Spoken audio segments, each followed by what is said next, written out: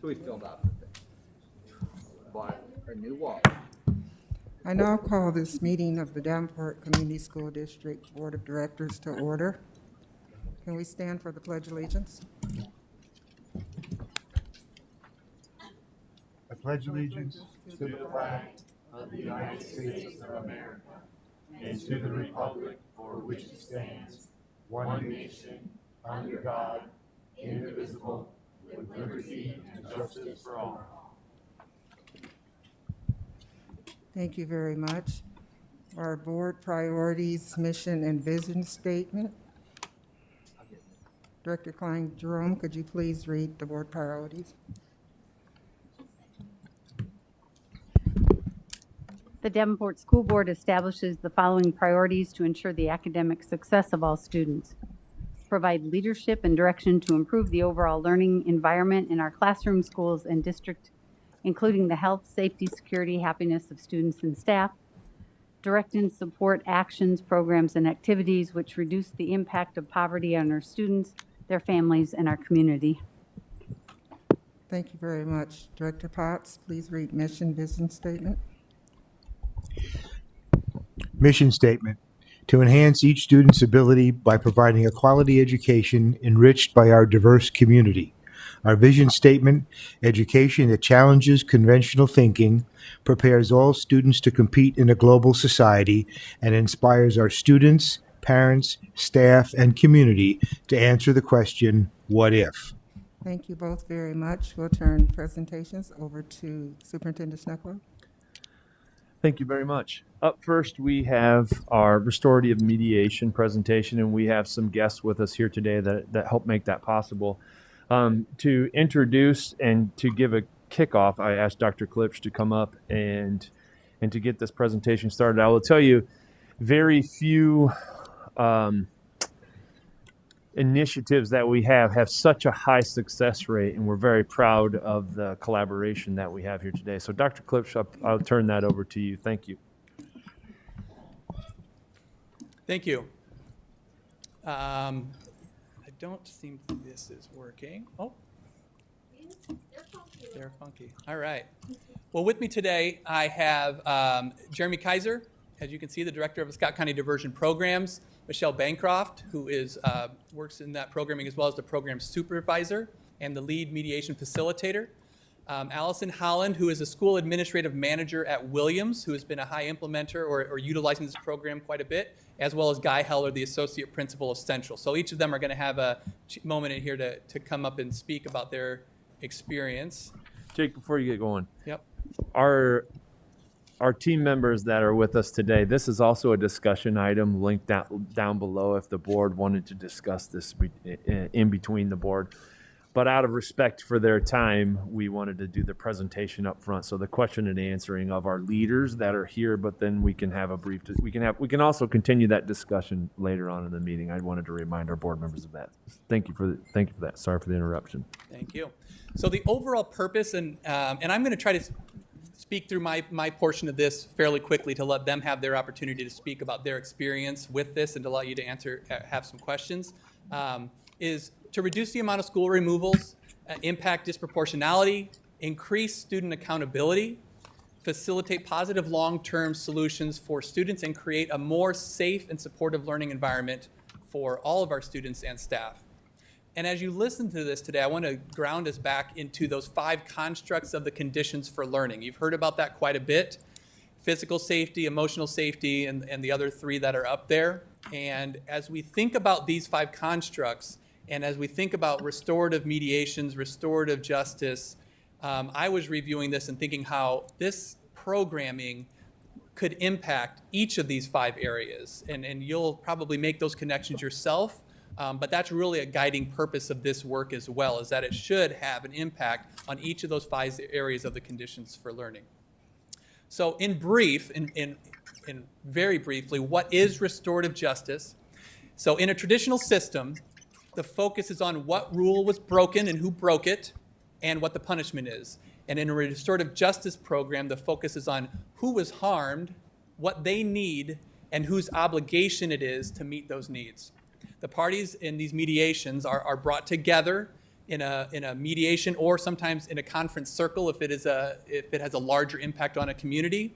And all parties are able to learn about the why the event has happened, and then develop a plan to repair the harm that has been done and ensure that it does not happen again. And that's where that increased accountability comes from. We bring students together to really discuss that, say, what are you going to do differently? How are we going to resolve this? And what's the plan moving forward? A little bit about the program history. Sorry, this thing is a little touchy. So in February of 2020, Mr. Kaiser, actually, with the diversion program, reached out to Davenport schools in this area. They had been, he and I and some other staff began developing programs in the hopes of April 2020 having a big kickoff. And as you recall, everything was shut down at that time. So we weren't able to do that. And so we continued planning and preparations throughout 2020 into January. And we trained a cohort of our Davenport schools juvenile court liaisons. And then in February 1st is when officially we kicked this off and provided this as an opportunity for our secondary buildings. In April, a second cohort of Davenport juvenile court liaisons, so we had some SSLs and some other staff, were trained in this area. Unfortunately, the last day of the training was not complete because there was a different crisis on that day. And so we rescheduled and finalized that last day of training in September. And so these mediations continue with increasing referrals. And we've been discussing, like, how can we continue to meet the need of these referrals and the additional capacity that we need in our schools. This is just a quick overview of the referrals that we've received. So a principal will text me to say, hey, we have a mediation. Usually most of these so far have been preventative. We don't want situations to escalate. There's students that are having conflict. We need some support. And so I then would reach out to Mr. Kaiser, and then he kind of sends people to our buildings, and they work with the JCLs or whomever's trained in the building and they're going to talk about that experience. But of those referrals, you can kind of see a quick breakdown of where those referrals are coming from so far, which Williams right now has been utilizing the program the most, and that's why I invited Allison Holland here to kind of speak to that a little bit. And then a little bit just, again, we started this last year from February till the end of the year. But since August, since we started up this year, we've had 138 students involved in a mediation, unduplicated students involved in a situation. You can kind of just see the breakdown. And again, in most of these situations, these are preventative in nature. We know the students are in conflict, they call for support, and again, they'll talk about what that looks like, but they bring the students together to have that discussion on resolving that conflict, coming to a safe place to allow students to feel emotionally and physically safe in our buildings and allow them to focus on their learning. So that's a little bit of the usage by subgroup. So now for the mediation process, I'm going to have Michelle Bancroft come up and speak just for a second on what that process looks like from the lead mediator standpoint.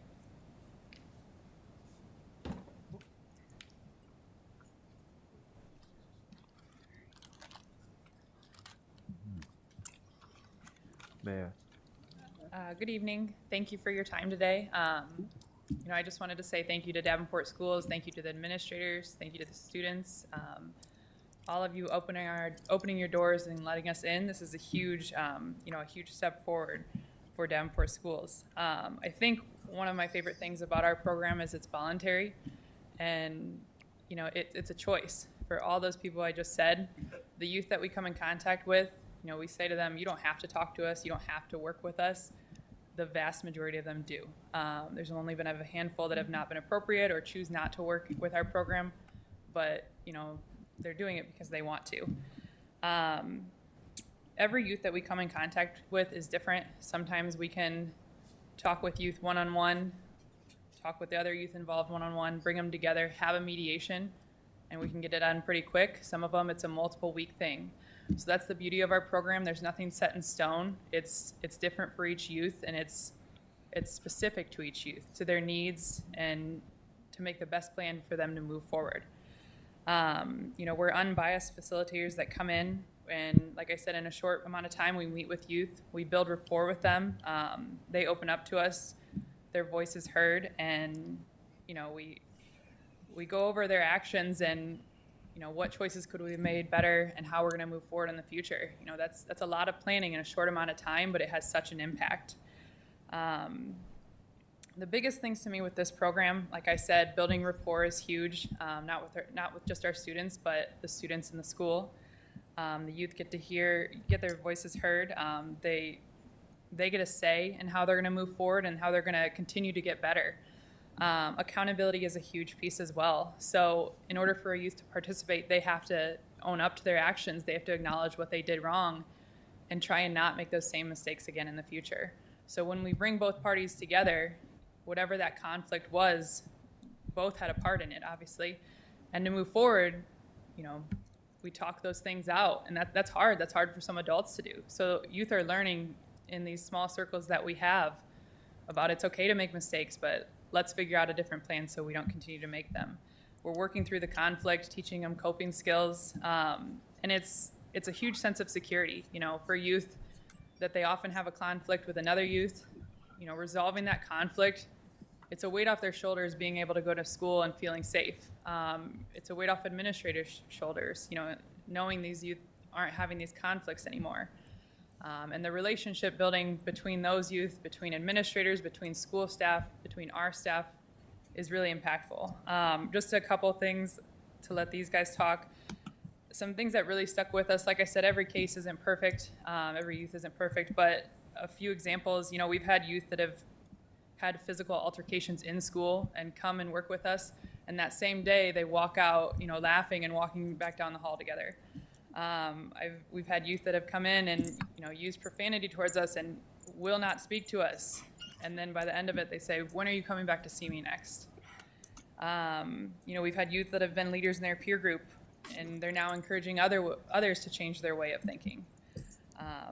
And then I think the most impactful that was pretty recent, one of the intermediate schools, we worked with one of their 8th graders last year, and she's in high school now and filled out a survey at school, like who are the youth that she trusts, that she's comfortable going to, and she put one of our facilitators.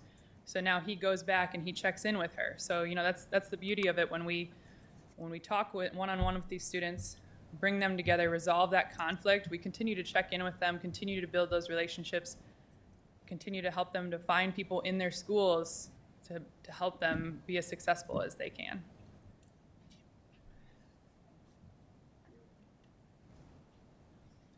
Thank you, Michelle. And so now we're going to have a few of our building administrators come up. Guy Heller, the Associate Principal of Central, and Allison Holland, the School Administrative Manager from Williams, just to kind of provide on the building administrator side of things what their perspective is.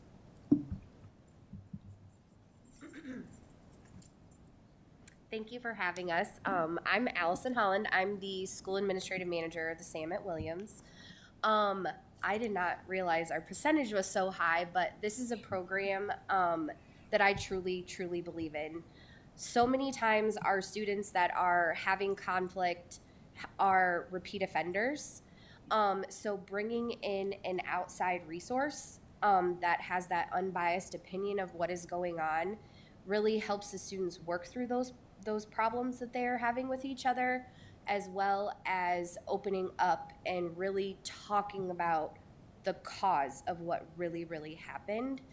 The other thing that I love when the 4 facilitators come in, whether it's Dave, DJ, Keith, or Michelle, they ask how kids are.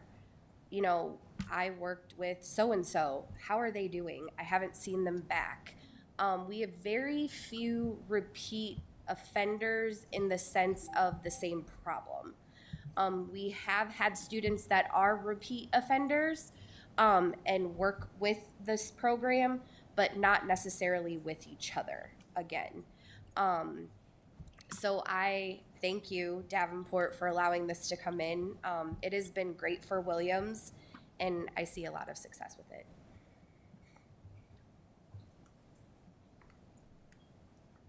So a couple of years ago, I was asked to go down and witness the training at JDC.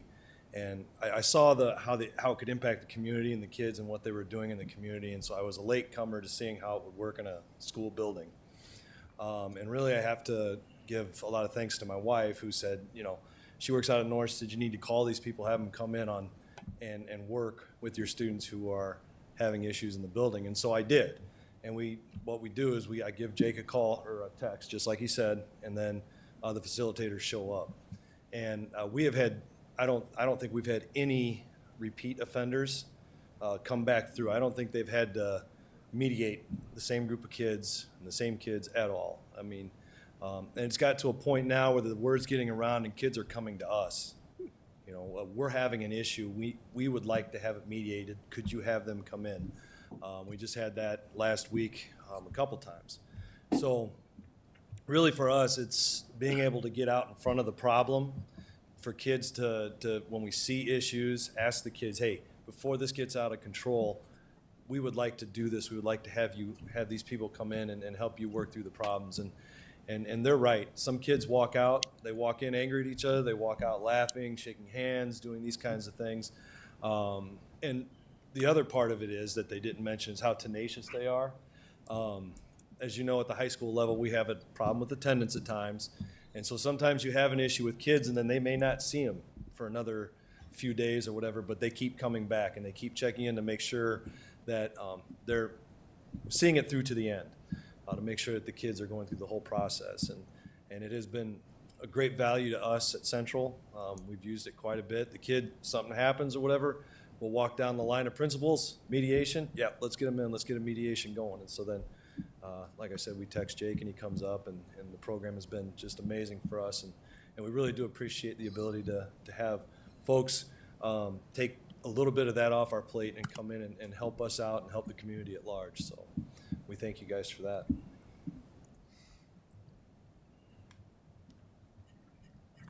Thank you, Mr. Heller. So that is, again, just a brief overview of the program. So would welcome any questions you might have for myself or for any of the other, again, Jeremy Kaiser, the director of the program, and our facilitators are all here. So any questions? Director Beck. I know we're going to discuss this later, but just in case you all have to leave, when it comes up, is there enough support? It sounds like this program is very successful and something we should make sure as a board that we keep going, at least so far. What type of, is there sufficient support? Is this something that we need to increase the number of staff? How are we doing in that respect?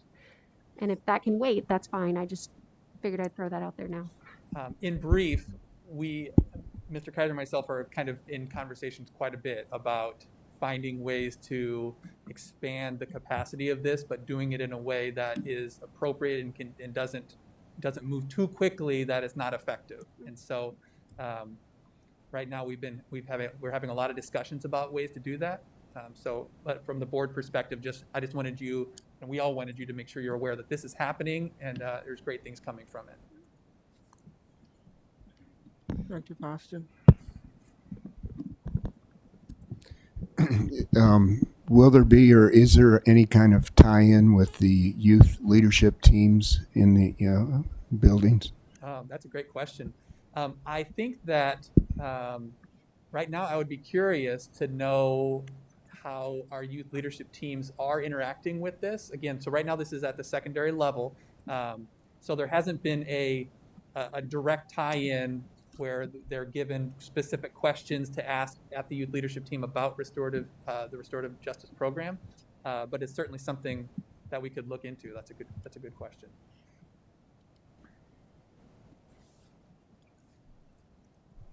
Anyone else have any additional questions? I didn't have a question, but I do have a comment. First of all, thank you all for this. And I like the fact that you're building the relationships with the students and making it easier to trust in that shows in itself if they're willing to come to you when they have issues rather than being sought out. One question that I had, is there a limit to the sessions and how long are they? I'll turn that over to Dave or Michelle or Jeremy.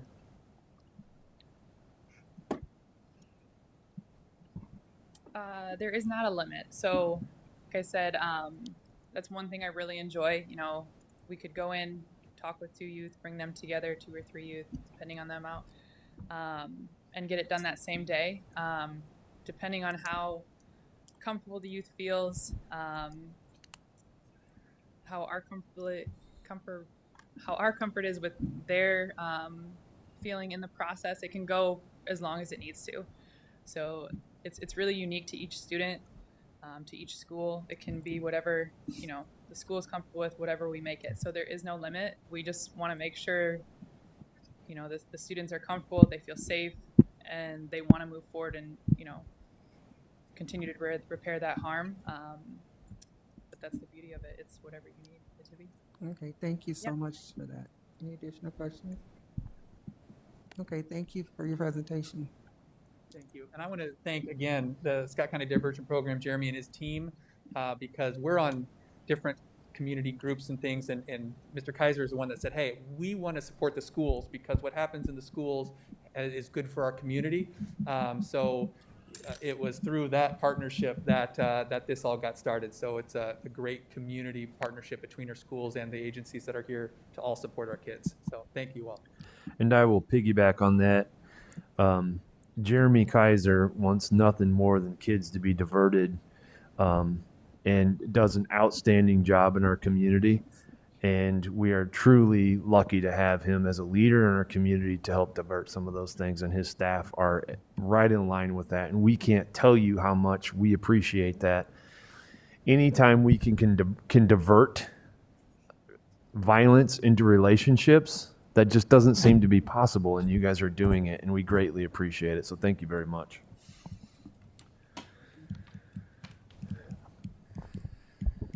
Thank you guys very much. Very much appreciated. And we will come back to this later in the discussion. So thank you guys for coming, and Dr. Klipsch will handle the discussion at the very end. So please don't feel like you have to stick around for the whole piece of that. The second presentation that we have today, the Davenport Schools is, we meet every Wednesday on a 2:00 conference call with the Scott County Health Department.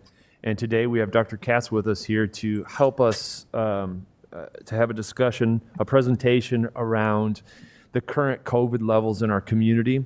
One of the things that we are constantly looking is our transmission rates in our community.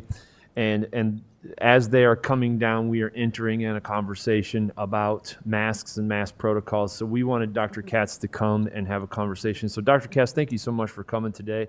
We invite you to come up to the podium. Dr. Katz has some information to share with us, and then we'll entertain any questions and kind of give a brief description of our next steps and how we plan to move forward. So, or the advice that they give for us to move forward. So Dr. Katz, thank you so much for being here today. All right. Am I audible with my mask on? Yes, you are. Okay. So, you know, the pandemic started whenever that was, seems like a long time ago, at a time when there was a lot of conflicting evidence about the value of masks. You have to look pretty hard for a silver lining in the COVID pandemic, but we actually now, after decades during my career of not being very confident about what masks do, have a much better idea, largely due to research that's been executed during the last 20 or so months. The bottom line is we have good evidence, not great, but good evidence that masks work, leading to the CDC's current recommendation during the Delta surge that everybody 2 years of age and up who is not fully vaccinated should wear a mask in indoor public spaces. This guidance is primarily for places with high or substantial transmission. Those definitions are spelled out on the CDC website, and if anybody wants them, I can talk about them. But let me just, in brief, say that our current rates are about threefold higher than the top end of substantial. So we're a long, long ways from where the CDC would say we can start to back off on masking. Now, the problem with the current CDC recommendations the main problem, the biggest problem that I see, is they haven't yet integrated vaccination rates into how we should look at those. That's critically important in age cohorts and spaces where vaccination rates are very, very high. That is not the case amongst school-age kids yet, and we'll probably talk a little bit more about that. It is true that the COVID is milder clinically in children than in older adults. But that doesn't mean that it doesn't cause severe problems.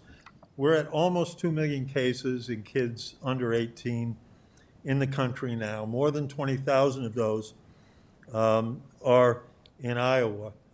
And the best data available to date was presented at the Advisory Committee on Immunization Practices last week, suggests that amongst kids, the underreporting rate is about sixfold. So for every case that's been reported, 6 infections have occurred. And the reason for that makes good sense if you think about it. Kids have fewer symptoms than adults. They tend to be healthier. Their immune and inflammatory systems are different than adults. So the asymptomatic rate in kids, or the minimally symptomatic rate, is very high in comparison to adults. So if you don't get sick, you don't get tested. The CDC, in cooperation with a number of other institutions, has done what are called serosurveys in a representative population of kids. And what they find is that somewhere just short of 40% of the kids in their serosurveys have already been infected at least once. Okay? Now, if there are 27 million school-age kids, or 5 to 11 age kids in the country, and let's say 40% of them have already been infected, that's not 1.9 million infections, it's more like 6 or 7 million infections. So the burden is significant. There have been about 8,300 hospital stays. 1/3 of those are in kids with no underlying illnesses, no predisposing conditions, no asthma, not obese, no immune system defects, none of the common high-risk conditions that we all have heard about repeatedly. 1/3 of those 8,300 kids have wound up in an intensive care unit, which usually means a need for mechanical ventilation. 150 deaths. In the 5 to 11 age group that was just approved for vaccinations, 2,300 cases of multi-system inflammatory syndrome, which occurs 2 to 4 weeks after the acute infection, including mild and missed infections, out of the 5,200 that have been reported in total. In the Delta surge, 30% of the cases have been in kids age 0 to 17. Partly that's because it's much more infectious and kids may be slightly more susceptible. The other reason is most of those kids haven't been vaccinated, whereas older age cohorts, and particularly adults in my age cohort, which I ain't going to tell you what it is, have very high immunization rates. We're protected. Kids are not protected because vaccination hasn't penetrated well. So there are about 30% of the cases in Scott County since the Delta surge started in June and July. We originally didn't understand how much kids participated in transmission of the virus. Research over the last 6 to 9 months tells us that kids transmit the same as adults do, at essentially the same rates as adults do. So when kids come into contact with high-risk individuals, whether in their own age groups or older, they're very efficient vectors of the infection. Would have been surprising if that weren't the case. It is true for every respiratory infection that we're aware of. And finally, from the clinical standpoint, long COVID, prolonged symptoms following infection, including asymptomatic infection, somewhere in the 5 to 10% range for kids. The best data available is probably from the United Kingdom, where their estimates are 7 to 8%. So we're probably in that range, although because different studies have used different definitions and surveillance techniques, we haven't pinned it down.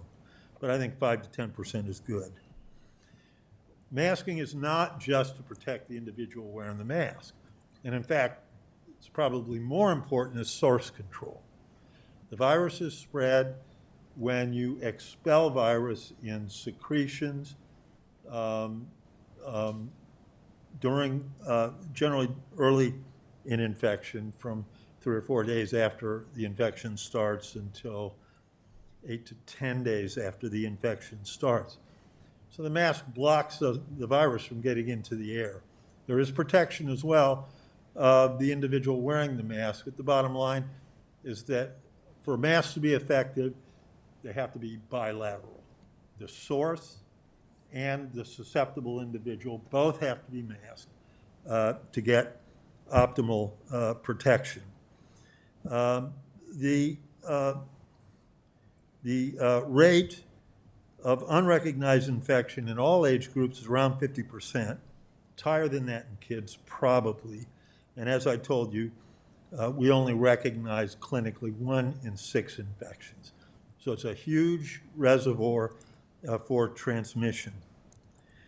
The data on the effectiveness of masks is really difficult to read. If you're not trained in biostatistics, and in particular in multivariable analyses, it can be a really hard slog to understand what's going on in a fair proportion of the literature.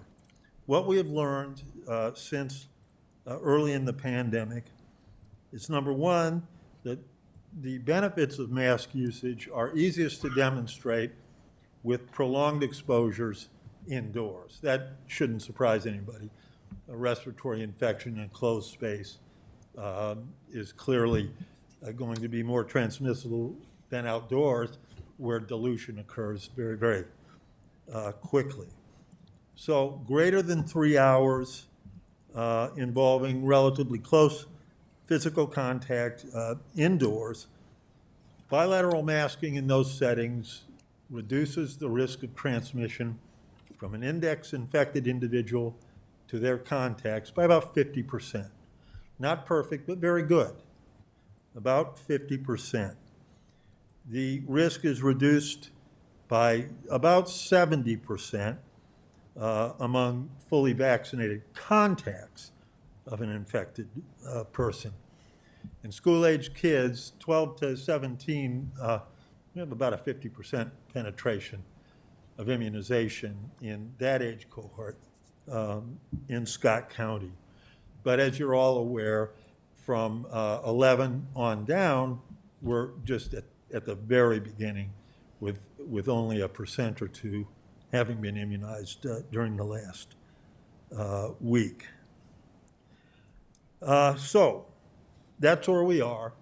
I had a long conference call with people at the Iowa Department and a shorter call with representatives of the College of Public Health in Iowa City today.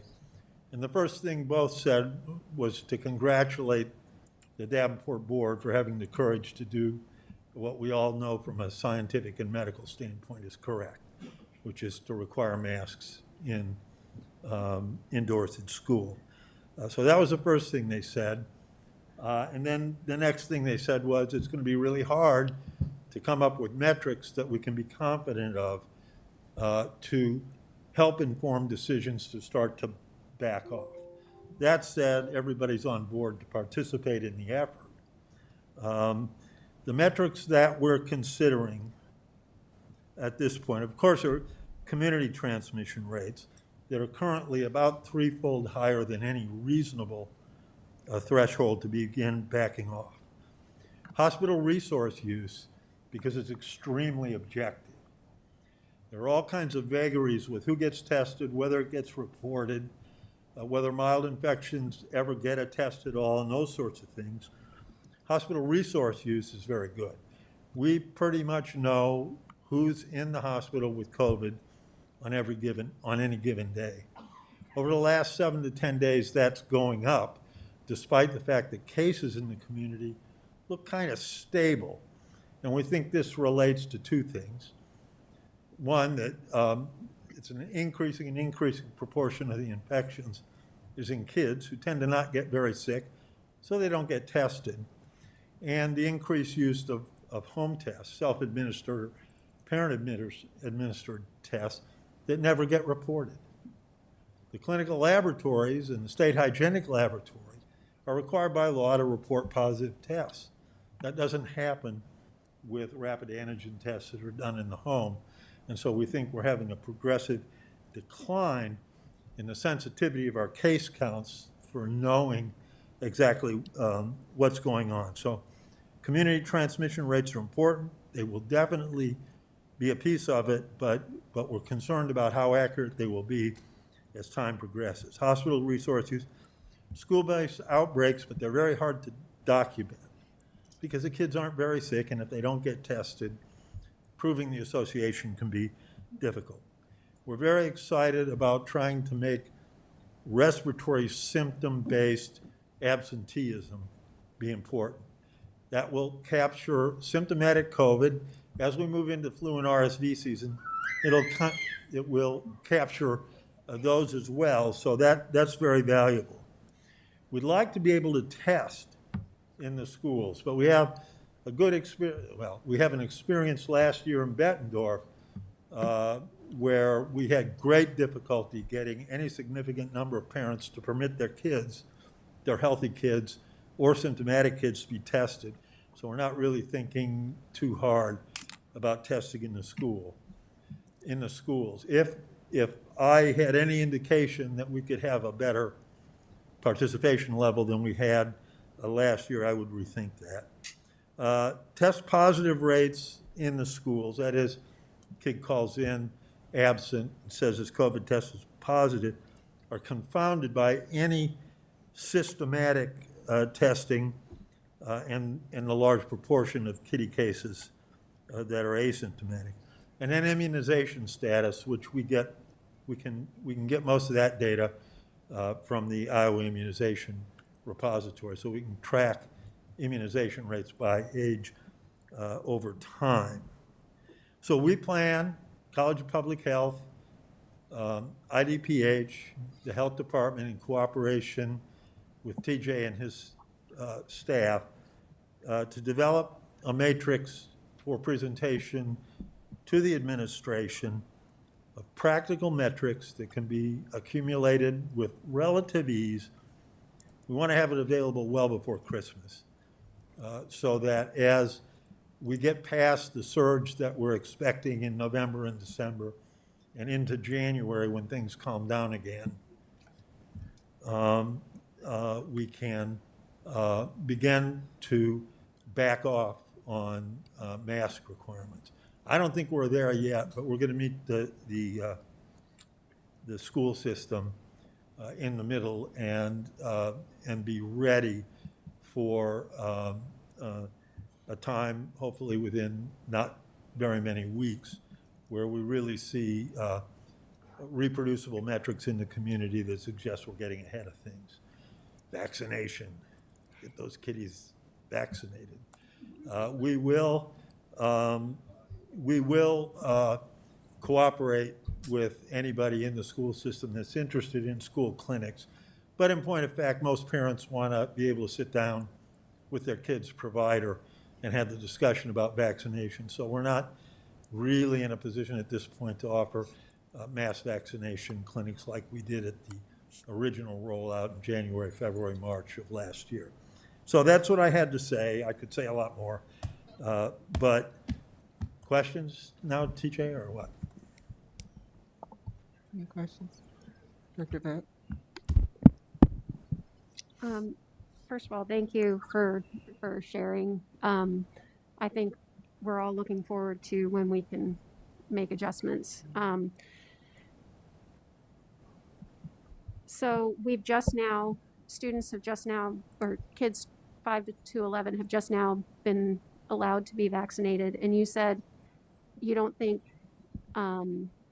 clinics in the schools, like we do with flu shots or used to do with flu shots, are going to be particularly effective. I guess I'm just trying Well, to they think could be very, very effective, but there's a lot of credible polling data that tells us that parents primarily want these shots delivered in the presence of the primary provider of the child Okay. and with the parents present to have the dialogue.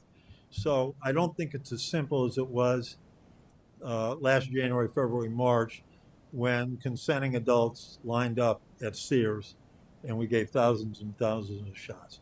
As I said, if the district is interested in school-based clinics, we'll sit down and talk and try and make it happen. Okay. Thank you.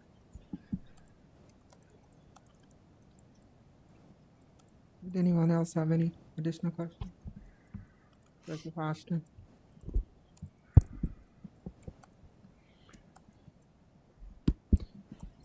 You've been a strong proponent of masks for quite some time. Are you going to be a proponent for vaccination mandates? Oh, that's a really fascinating question. First, remember that in February of last year, I was not a mask proponent.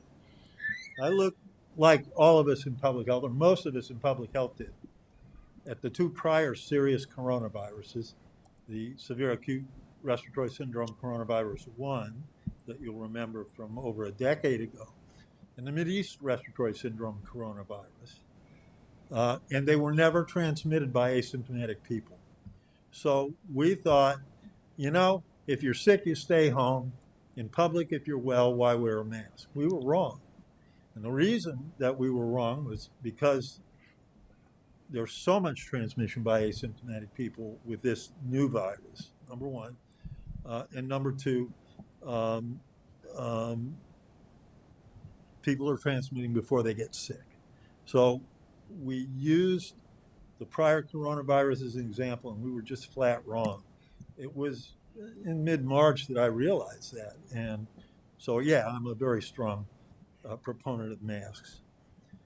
Vaccine mandates are another interesting issue. So, I got a day job at the blood center as well. We have a vaccine mandate in that healthcare institution. We're well over 90% immunized. It's a mandate. You can't work for us, with very few exceptions, if you haven't been fully immunized. The body of safety literature in adults is many, many, many, many times larger and longer than the safety record in 5 to 11-year-olds. And I think we're weeks and months away from serious consideration of immunization mandates in school for a number of reasons. One, I want more long-term safety data. I'm very confident that long-term safety data is going to look great. There's absolutely no biologic plausibility to expecting otherwise. But if we make a mistake, we will damage not just the COVID immunization initiative, but all other immunization initiatives in childhood, and that is unacceptable. The clinical risk to an individual child with COVID-19 is so much less than the clinical risk to somebody my age that the risk-benefit for a mandate, the risk-benefit considerations for a school mandate, I don't think we're there yet. Talk to me on January 1st. I think by January 1st, we're going to have robust data, but I'm not there yet. Any additional questions? Dr. Foster?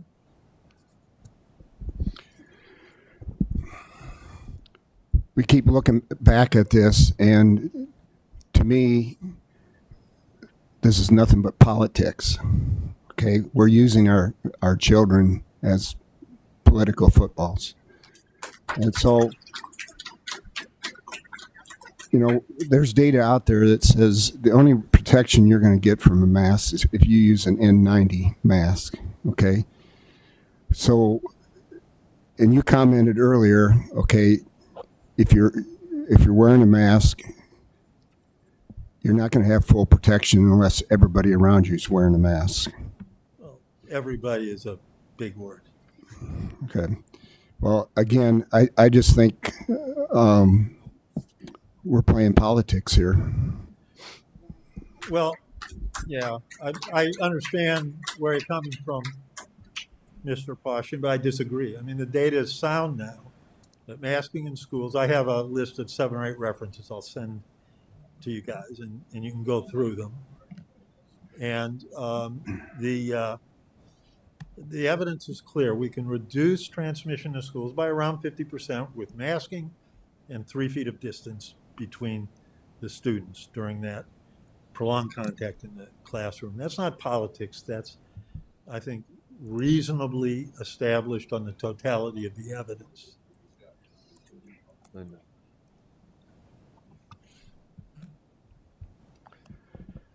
Madam Chairwoman, point of order. Yes. Yes. Yes.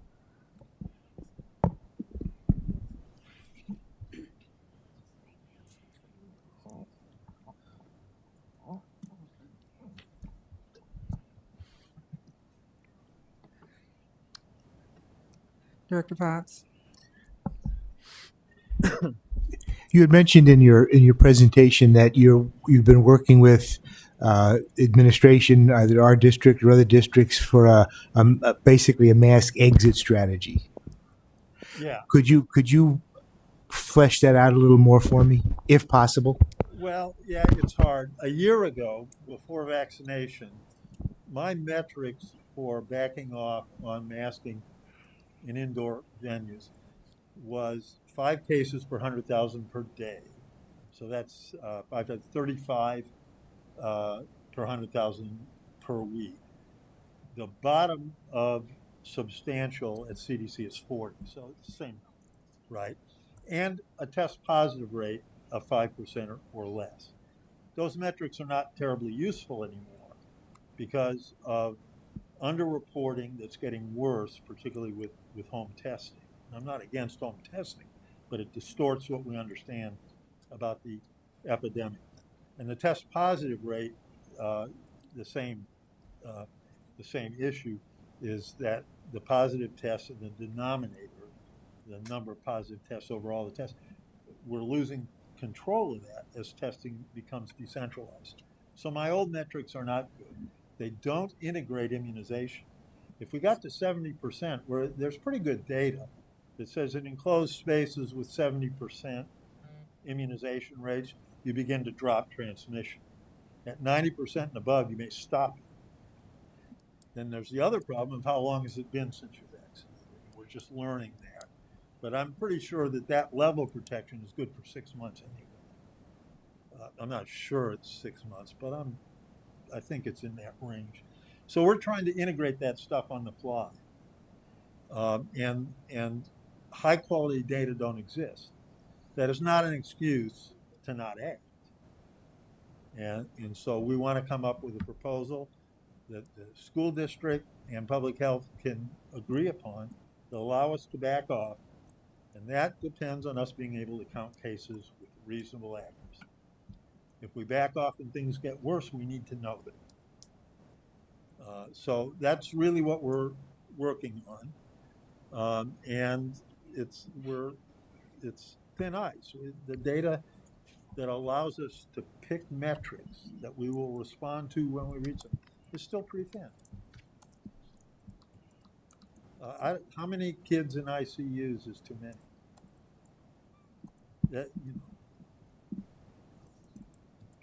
Dr. Beck? Oh, I'm not the chair. Go ahead. I apologize. No problem. So thinking about, you mentioned an exit strategy, thinking about an exit strategy, which I'm hoping comes sooner than later. More vaccinations are going to be able to help us get to that sooner. Absolutely. Okay. And then, of course, in the future, we'll have to think about how long that lasts, but we don't know yet. Okay. So you mentioned something about respiratory symptom-based absenteeism.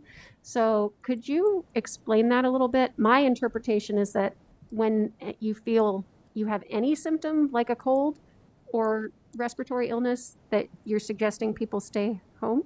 Yeah, well, I did that before there was any such thing as COVID. I don't think sick kids should come to school. They make other kids sick. Okay. So, yeah, but tracking that, not a number on a given day per se, but tracking trends over time and integrating that with things like case rates for COVID in the community, all the things, vaccination rates and whatnot. It's probably 3 or 4 different metrics that we have to establish thresholds for and come up with a way to interpret a combination of metrics that will allow us to safely start to back off. So you meant the number of people who are home, number of students home because of respiratory symptoms, whether they're whatever they're for. Yeah. Okay. It's nice to know who's got COVID, absolutely. But that's not going to be sensitive or specific because of all the issues with testing and surveillance that I'm talking about. Okay. Thank you. Any additional questions?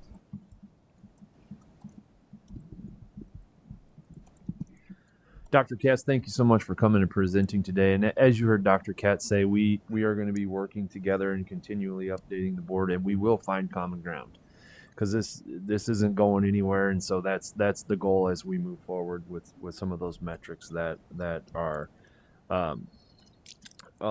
that our Scott County Health Department can stand behind, and also other UENs, urban education networks like Davenport are going through the exact same thing. So we're not going through this alone, and we will find an acceptable framework as the vaccinations become available and the transmission rates decrease in Scott County. So Dr. Katz, thank you so much for coming today. Greatly. We've looked at what's being done in other school systems, and we're not happy with any of it. We don't think that they're objective. And probably not reproducible. So we want to come up with something that we can do on an everyday basis and will be reasonably precise. Thank you, Dr. Katz. Thank you very much. Madam Vice President, may I ask that we move up from the superintendent's report to this report? It's another presentation, but they weren't able to come until later on in the presentation, but now it's later. So we have another presentation, our foreign exchange student presentation. If you would allow that to happen right now, I think it would be more beneficial for our students and families if you're okay with that. That will be fine. Okay. Dr. Barney, if you wouldn't mind, one of our board requests that we had was to give an update on our foreign exchange students that come to our district, and we are very lucky. Anybody that's gone through high school and known a foreign exchange student, it really can change your life, bring a global perspective. And in terms of Davenport schools, I think this is something that we do an excellent job of, and it really does add to our diversity in our district. So, Dr. Barney, if you wouldn't mind introducing our program here today, and thank you for letting us move this up for the convenience of our families and students. Thank you. Dr. Barney? Yeah, so this evening we have Emeril who's going to walk through her program that she's connected with. There are several programs that kind of feed foreign exchange programs across the state of Iowa. We have several that are here in the area, but Emeril's going to talk about her program this evening. And then she brought with us some students that are currently here visiting us from some other countries as well. And she's also going to talk about a program that allows students from the U.S. to travel abroad as well in the same type of manner, along with some scholarship opportunities to support that. So we'll turn it over to Emeril. Thank you for joining us. Excellent, thank you. Okay, so my name is Emeril Johnson. I am a local coordinator and a 13-time host mom to international students. I also brought with me a bunch of families and students that are here this year in case you ask a question that I can't handle, and I will turn it over to them. It'll be really good to have the student's point of view and the family's point of view. I have been hosting international students since 2012. When I was first asked about it, I thought exchange was for people to like trade kids, you know, and I'm single, and I didn't think I would even qualify as a single person. But I agreed to meet with the representative, and I sat down, and she saw my house, we had a talk, and then 3 weeks later I had kids. So it happened really fast. It has been really a life-changing thing. So this is something, after I hosted my 7th kid, the first 5 were college scholarship students. Then I had a year off, and I went to visit some of my kids that I had hosted in Central America. And I was able to see just the way that this exchange program changed their lives, and I got to know their families. I stayed in their homes for 2 weeks. And I came back, and I realized I wasn't done with exchange. So I found this high school program that I now work with. My first year, these are my 2 daughters up here. They're both named Noor. I now understand why you don't name your kids the same name. It gets confusing. But it was great for us. So how do I find the button to play it? Oh, there should be a play button on here. Okay, I guess I'll just roll through. No, this is. So, Amy, this is converted into a PDF, so. Oh, so that's why it's Yeah, not so gonna it do what I will want. not play. I see that this is a Prezi now that you're saying that. Yeah. So it's going to be totally weird, but that's okay.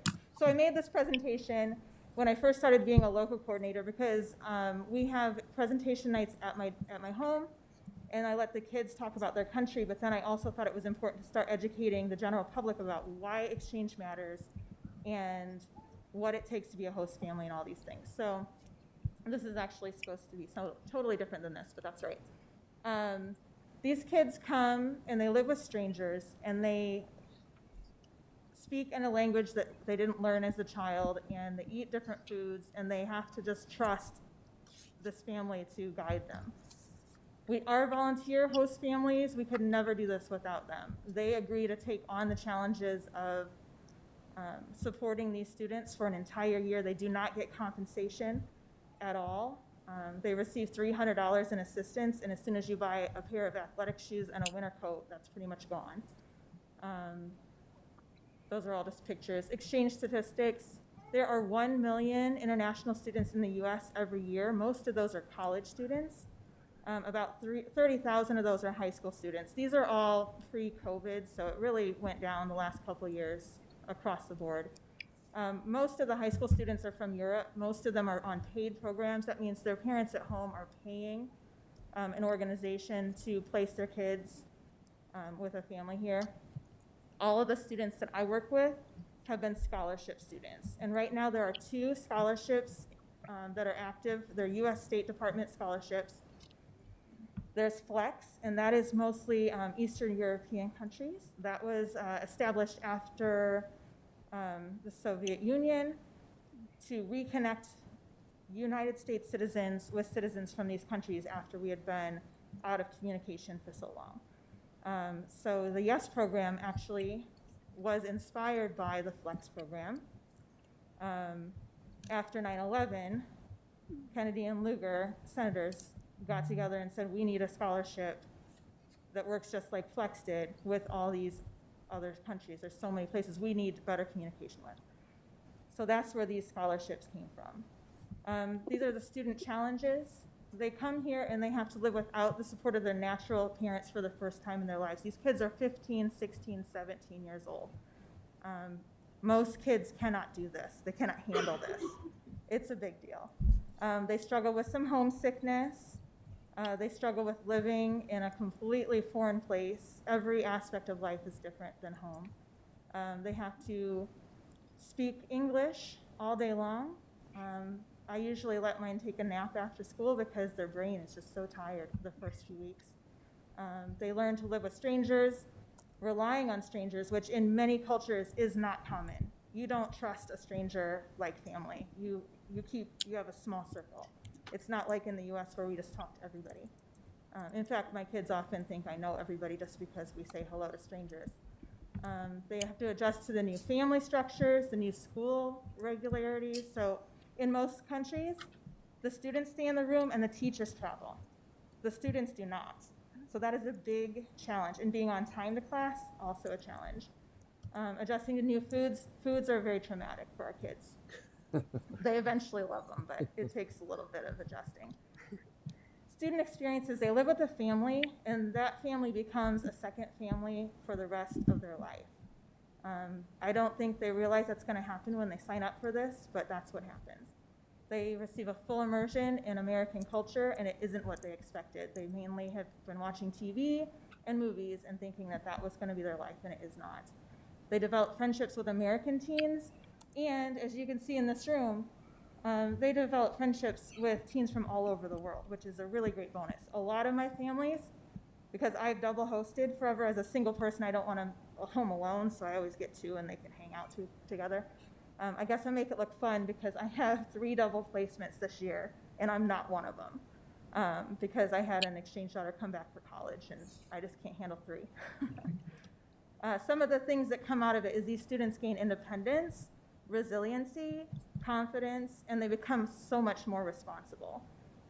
Some of the new things for them are snow. Many of our kids come from tropical places. The first time they see snow is amazing.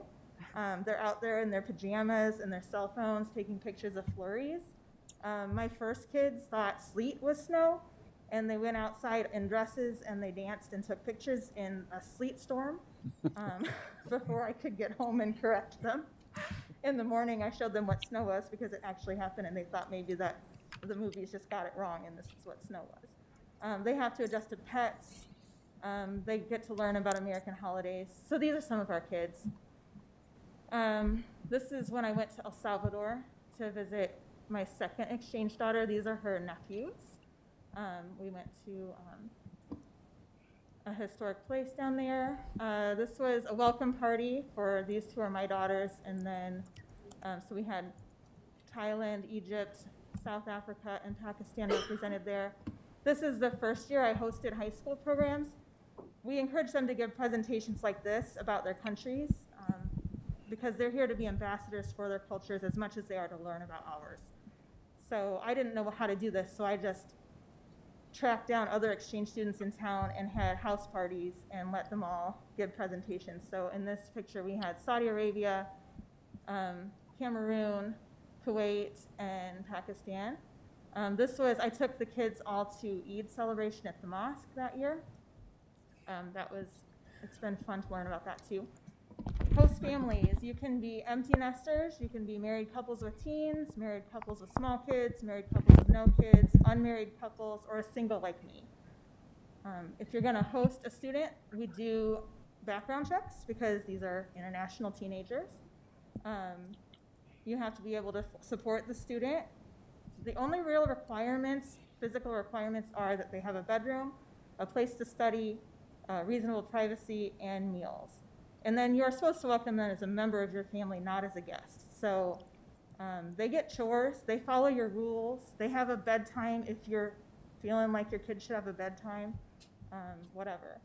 They get a scholarship, they're all on scholarship, so they receive money for their spending. So they get about $125 a month, so they pay for their own movies, bowling. If they want fast food with their friends instead of eating your food at home, then they can pay for that. Okay, we missed a lot of slides, but that pretty much covered most of it. My program is a placement agency called Iowa Resource for International Service. We do the recruiting in Tanzania and in Nigeria.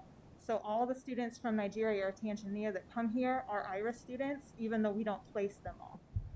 My organization places across Iowa, and then I can actually place into Western Illinois. I can place within 100 miles of my home.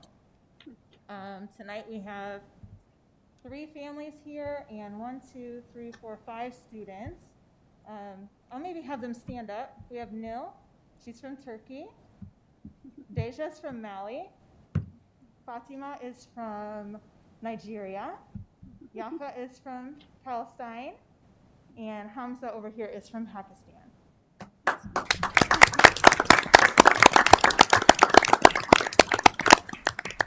So I don't know if you had specific questions in mind or if I answered a lot of them. Or questions for the kids. Any questions? You have your students come up. Yeah, you guys want to come up? Do the board have any questions? Director Snyder. My question is for the students. I'd like to know, like, how long ago did you know that this was something you wanted to do, and how did you know that that was something you wanted to do? I got to know about this 3 years ago, and then I applied for this, and then that's how I'm here. Okay, another thing is, last year, everything got canceled because of COVID and everything. We had a virtual program, and Hamza actually was on our virtual program. We had to make it up from scratch. It was all like with apps, and it was really crazy, but we did a really good job. Yeah. And then we got a surprise, and so he was actually virtually placed with this family. And then this year we found out he got to come. So he got to be a virtual kid of them, and then he got to come in person. So that was really special too. I got 2 certificates. Yeah, so he's going to be a double alumni. Anybody else want to talk about why they came or how you found out? I've always wanted to travel the world. So when I heard about this program, I was like, yes, I'm applying for that. So this is a scholarship. They didn't pay for this. This is all free. So I heard about this program also with when I was chatting with my friends, and they told me that there's a program like this. So I was like, yeah, I wanted to try a new life. Like everything was new, a new culture. So I was like, yeah, I'm down. And I didn't expect this. I heard this program from my dad. He told me about it, and I thought that it was a great opportunity to like meet new people, to come to a new country and learn about the culture and also share my culture. That's why. I got to know about this program to my school. I came in like through my school. And surprisingly, I passed the processes, and with COVID, I never expected like for the program to happen, but I got fed, and here I am with loving families. Do you want to talk about like what the process was for your interviews and stuff, maybe? Yeah. So you first fill a form. Mine was like a form, and then you go for the first round of the exams. After the first round, there's a second round, which includes LT tests, that's listening, speaking, reading, writing. And then there's an interview. That's like interview like for the whole country, like the people from different states come, and then you get your interview. Then the next process is the visa interview. Wow. Yeah. Wow. And then you fly. Is there any additional questions? Director Conjurone?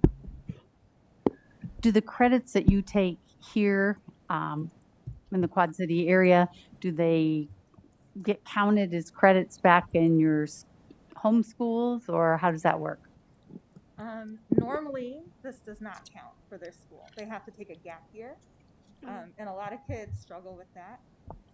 But by the time they get to the end of the year, they always agree that it was more than worth it, because they go through so many changes. This is a very challenging thing to do. They grow a lot, and that's like my favorite part of this, is because they have no idea what's going to happen when they get here.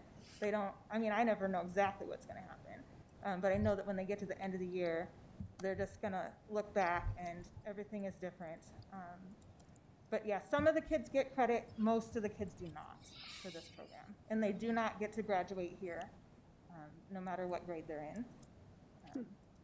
But they can use their transcripts to look good on college applications. And that does help too, to show that you are able to adjust to a different educational style and take classes in a non-native language. Those things can have value later on, even though you don't get technical credit. And the reason is because their school at home is so different. They don't have electives. They don't have gym class. So any of those things wouldn't even translate. They just are doing the core subjects all day long, all the time. Director Foster? Which schools are you attending? I see one of you have a Davenport Central shirt on, so I assume you're at Davenport Central, but the rest of you, which schools are you in? I am in Davenport West High School. I'm in Davenport West too. Davenport North. And I have one more at West. She's my host sibling, so we're both at the same school. And I also have families here if you have any questions for any of them too. They have been huge advocates for exchange. They've all hosted before. They're repeat hosts. Director Snyder? I don't have any other questions, but I am really glad you guys are here. I hope that this is something that will stick with you the rest of your lives. I mean, this is an incredible opportunity. And I can only think from the host families, once you guys go back home, how much they would miss you. That would be very tough. But I think it's an unbelievable experience for everybody involved. And I am very, very glad that you guys got the opportunity to do this. Yeah, we thank you so much for supporting the kids. So to get the full experience, I guess you probably have had a chance to travel, at least maybe to Chicago, or maybe could. It's hard when there's a pandemic, I guess. Kind of depends on what your host families are doing. They went to Chicago with a school trip. Okay. A couple weeks ago. Good. And do you guys do extracurriculars and play sports or do orchestra or anything like that too? So all in. Awesome. Well, welcome. We're happy to have you here. And thank you so much for the presentation. Yeah, absolutely. Thank you. Do the host families have anything to add? Thank you for accepting the program. It was really helpful for a lot of you. There's still some question of whether or not. Thank you. Okay, and thank you all for being here.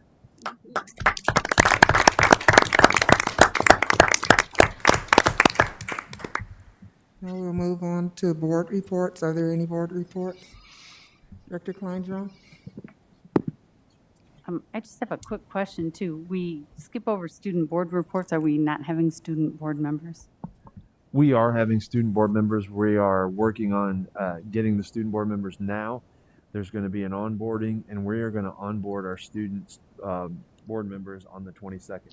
Okay. And also, today I attended Harrison School's Veterans Day program. It was outside, very nice weather, songs, poetry, and they recognized every veteran that was there and what their connection was to somebody at Harrison, a grandpa or a kid. So it was a very nice program. Okay, foreign exchange students, before you all leave, is it possible that we could get a picture of you? I'm sorry, Director Klein-Jerome, we'll get back. No, I'm done. Okay. I'm done. The full board and the exchange students?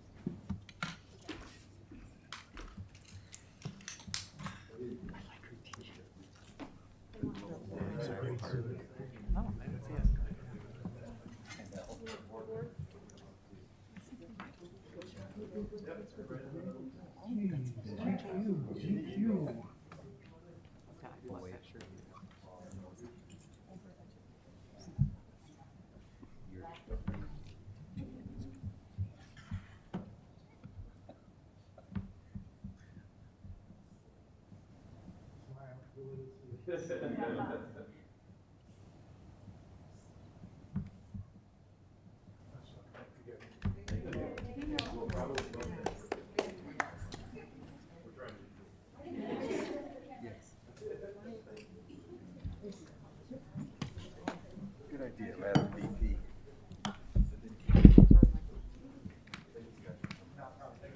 I'm so sorry. Can I talk about real quick the scholarship for U.S. kids?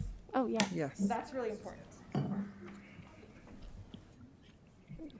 Okay, so our scholarship is YES, but there's also a scholarship called YES Abroad, and that's for U.S. students who want to study abroad, and it's for free. So a lot of times study abroad is very expensive, and people get priced out of it, and almost no Iowans use this. So I've been really trying to push my schools to let kids know about it. The deadline this year is in December. So if you go online to Yes Abroad, and you have a teenager who is mature enough to handle this kind of thing, you don't have to speak the language there. They give you an immersive language course. And then you just sort of do like my first kids. They didn't come with English, and we just had to mime a lot of things. So it's a really great opportunity, and very few Iowans use it. But Iowa hosts more exchange students than any state per capita in the country. So more of our kids should be doing this. So go look for Yes Abroad.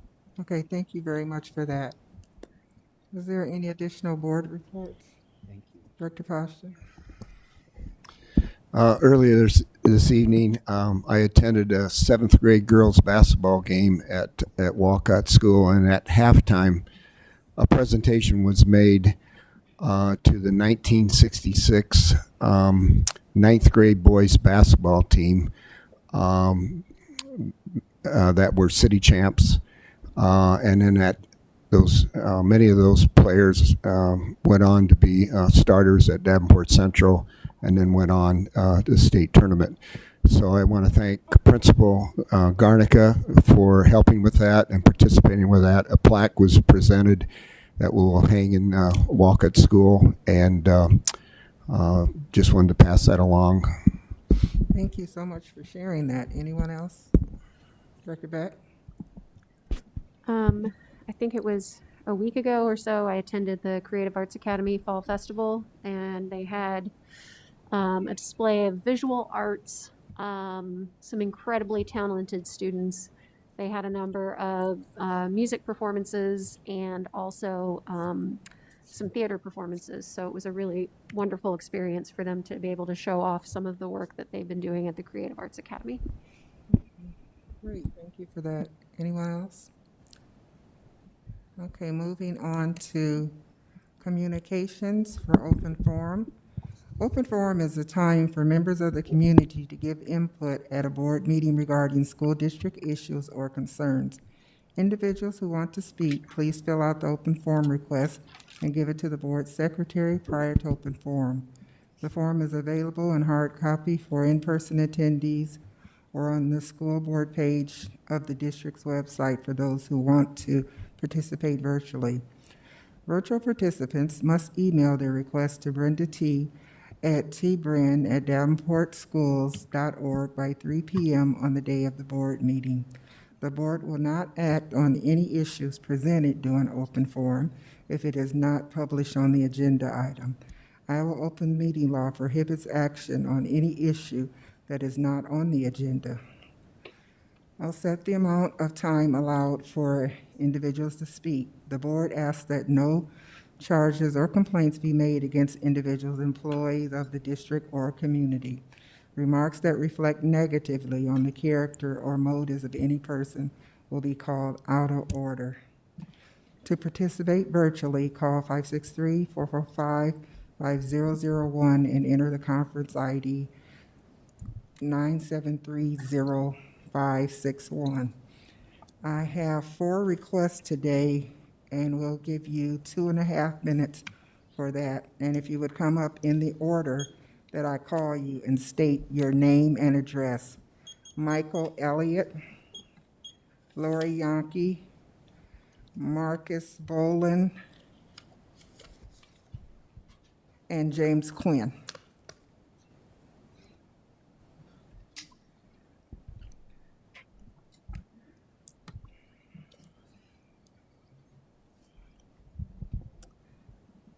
Hello, my name is Michael Elliott, 1906 West 3rd Street. I appreciate the extra half a minute. We're getting somewhere now. Maybe we'll get to 3 minutes and then eventually maybe even 5 minutes to let parents speak. That'd be awesome. I had a few things to talk about, but with, of course, the limited time, I got to figure out which is more important to talk about. I'm the chairman of the formerly called Freedom to Choose Political Action Committee of School Boards, and now called the Voice of Parents. So we're providing a voice for the parents because unfortunately it seems like the board is underrepresenting parents, of course, with the 2.5 minutes now. So I had a bunch of things I wanted to say, but with King Katz of Scott County speaking, he totally changed my outlook of what I wanted to talk about. So I have, I'm going to talk about viruses, I guess, and masks and all that. So viruses weren't discovered in 2019. We've known and understood viruses and transmission for 150 years now. If masks worked, we would have been using them for 150 years now. Since COVID, for the last 2 years, can easily compare. We can easily compare locations with masks and without mask mandates. We can, as a result, we can see there's no significant difference whether you wear a mask or not. We can see that after the last 2 years. So you can keep getting so-called experts to try and gaslight the public. But we all know that anything outside of a spacesuit really does little to stop respiratory viruses every year, for as long as we can remember. I mean, pop culture has it in a day, like it's just part of our pop culture when we see movies. There's any kind of virus outbreak or alien invasion, it's immediately guys in spacesuits. You know, nobody in their right mind would wear that mask and go into a situation where there's a deadly virus. Nobody in their right mind. I sure as heck wouldn't. And I've been in the military. I'm very familiar with gas chambers and biological chemical warfare. I've worn masks that actually do protect you from that kind of stuff. It's nowhere near what you're wearing. You have to fit, clear your mask. It has to go through a protected filter. The cloth stuff is garbage. I mean, it's all pretend, unfortunately. It's like political theater. So it's really sad that you have, like I said, so-called experts coming up here and trying to gaslight the public, but we all know what works and what doesn't. Your time is Thank up, you, sir. Mr. Ellis. Thank you. Thank you so much. Lori Yonke. I think she left. She left. Marcus Boland.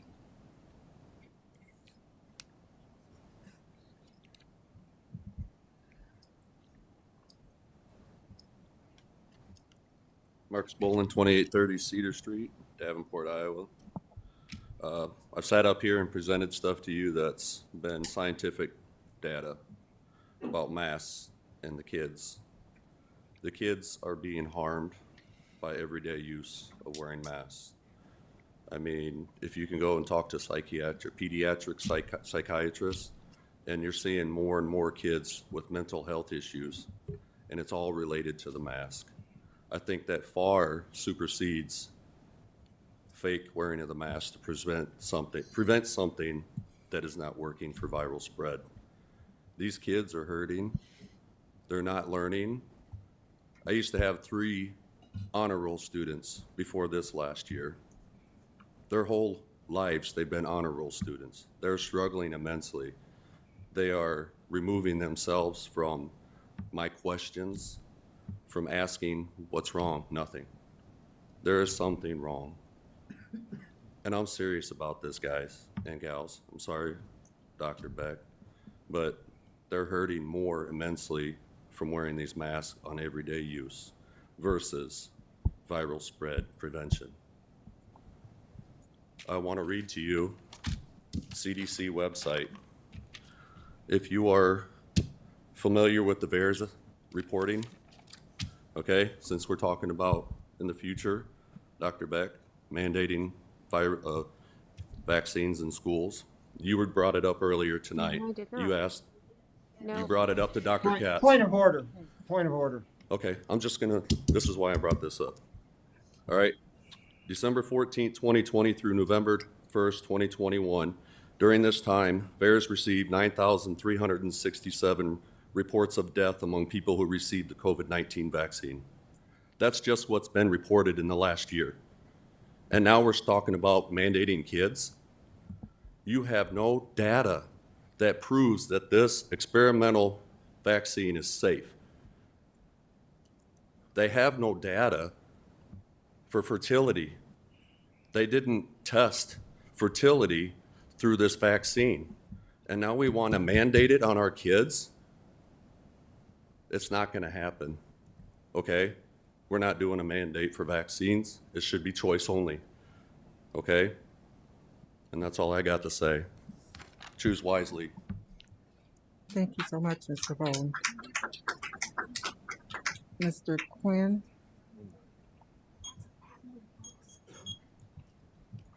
Do I get a chance to? James Quinn, 3536 West 29th Street. Have you ever heard the story of the Emperor's New Clothes? Have you heard that? Yeah.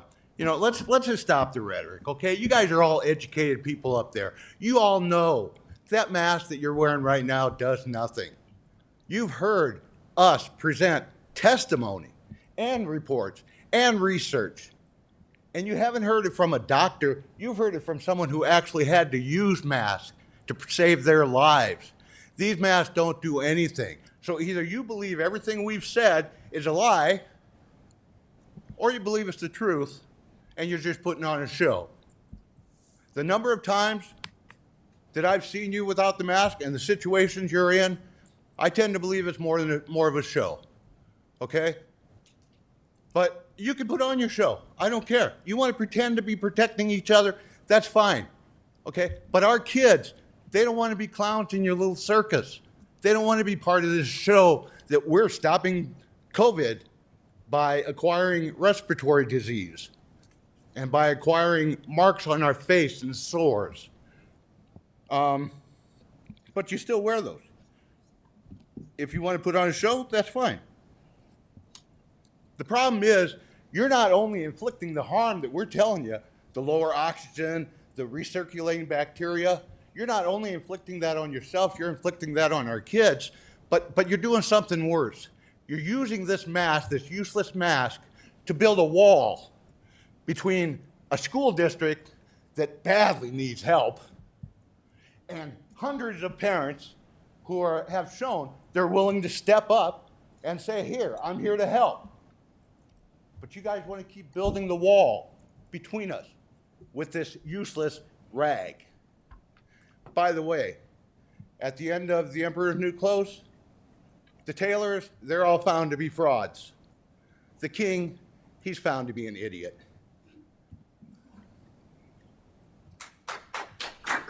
Thank you very much, Mr. Quinn. You're welcome. May I have a motion to accept the consent agenda? Ms. Vice President, Director Snyder, I move that the board accept the consent agenda as presented. have a second? Second. Motion made by Director Snyder, second by Director Potts. Call for the vote. Director Snyder, Yes. Director Potts, Yes. Director Poston, Yes. Director Klein-Drone, Yes. Director Beck, Yes. and my vote is yes. Motion passed. May I have a motion for approval of bills? Madam Vice President, you Oh, I'm- skipped me. I'm sorry, I didn't realize you were in the sky, President Gosa. And your vote is? Yes. Motion passed. The top of the chief's face. Approval of bills. May I have a motion? Madam Vice President, Director Beck, I move the board approve the following resolution. Resolved, all claims presented to the board having been duly certified as correct by the treasurer, reviewed by the administration and board members, and they are hereby audited and allowed as just claims and warrants drawn on the treasury for the several amounts. Further resolved, the payment of claims and salaries be approved as presented for periods of October 20th, 2021 through November 2nd, 2021. have a second? Second.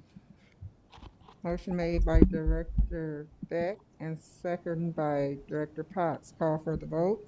Director Beck, Yes. Director Potts, Yes. Director Snyder, Yes. Director Poston, Yes. Director Klein-Drone, Yes. Director Gosa, Yes. and my vote is yes. Motion passed. The superintendent's report, we've already done that with the exchange students, which was a nice presentation. Any committee reports, policy? We have a number of policies coming up, and I don't think there's any specific report that I need to make. Okay. We'll move on to items requiring action. May I have a motion for 10.01, the SBRC request? Ms. Vice President, Director Snyder, I move the board approve the application to the SBRC and all exhibits with minor changes in exhibits, if any, via the SBRC for the amount of $417,199.42. May I have a second? Second. By Director Poston, is there any discussion? I'll call for the vote. Director Snyder? Yes. Director Poston? Yes. Director Potts? Yes. Director Klein Jerome? Yes. Director Gosa? Yes. Director Beck? Yes. And my vote is yes, motion passed. May I have a motion for the AEA director ballots? Madam Vice President, Director Beck? I move to nominate Vice President Linda Hayes to cast the Davenport School Board's weighted vote for the Mississippi Bend Area Education Agency Board of Directors election, Area Education Agency number 9 as follows.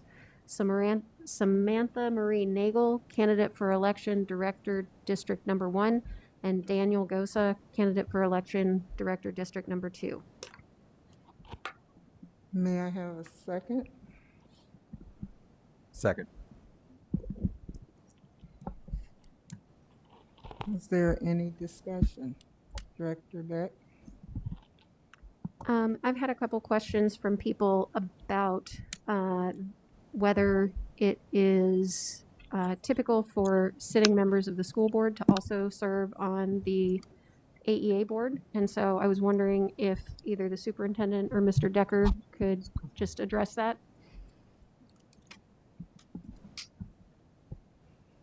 We're lucky enough to have Mr. Decker here, so I think he's the most qualified to answer this question.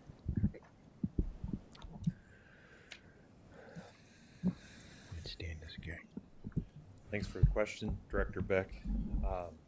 So this election is covered directly in Iowa Code 273, and your question is addressed by 273.8 subsection C, and it specifically says that a board member has to be a resident of the district. So in your case, the question would be a resident of District 2, and has to fill out the form to make themselves a candidate, which both of those candidates have met both of those qualifications. This subsection also specifically says that a AEA director can be a member of a local school board, but cannot be an employee of a school district. So, and that would include the AEA. The AEA is technically addressed in a different subsection, a school district as well. So it cannot be an employee of any district that we serve, and it cannot be an employee of ours, but it can be. Now, you asked if it was typical. I would say that it would probably lean to be less than typical, but not unheard of. The two districts that we're talking about have actually been represented by members that when their term started were members of the Davenport board at that time. Okay. And those are the only two this is my 9th year at the AEA, and those are the only two board members we've had that have been members of local boards. I have had that conversation in the past with members of the State Board of Education, members of the Department of Education, and my peers, and it is not seemingly unheard of or drastically unusual, but also not the most common. Okay. It is very directly legal. It's not even an interpretation. It says specifically in 273.8C that a director of the AEA can be a member of a local board. Thank you very much. Thank you. Were there any no questions, concerns? Okay, we'll call for the vote. Director Beck? Yes. Director Snyder? Yes. Director Potts? Yes. Director Poston? Yes. Director Klein Jerome? Yes. And I'm assuming that Director Gosa is abstaining. Yes, I'm abstaining. My vote is yes, motion passed.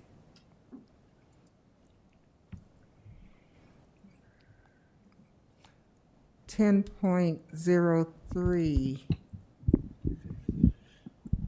We've already had discussion on the policies.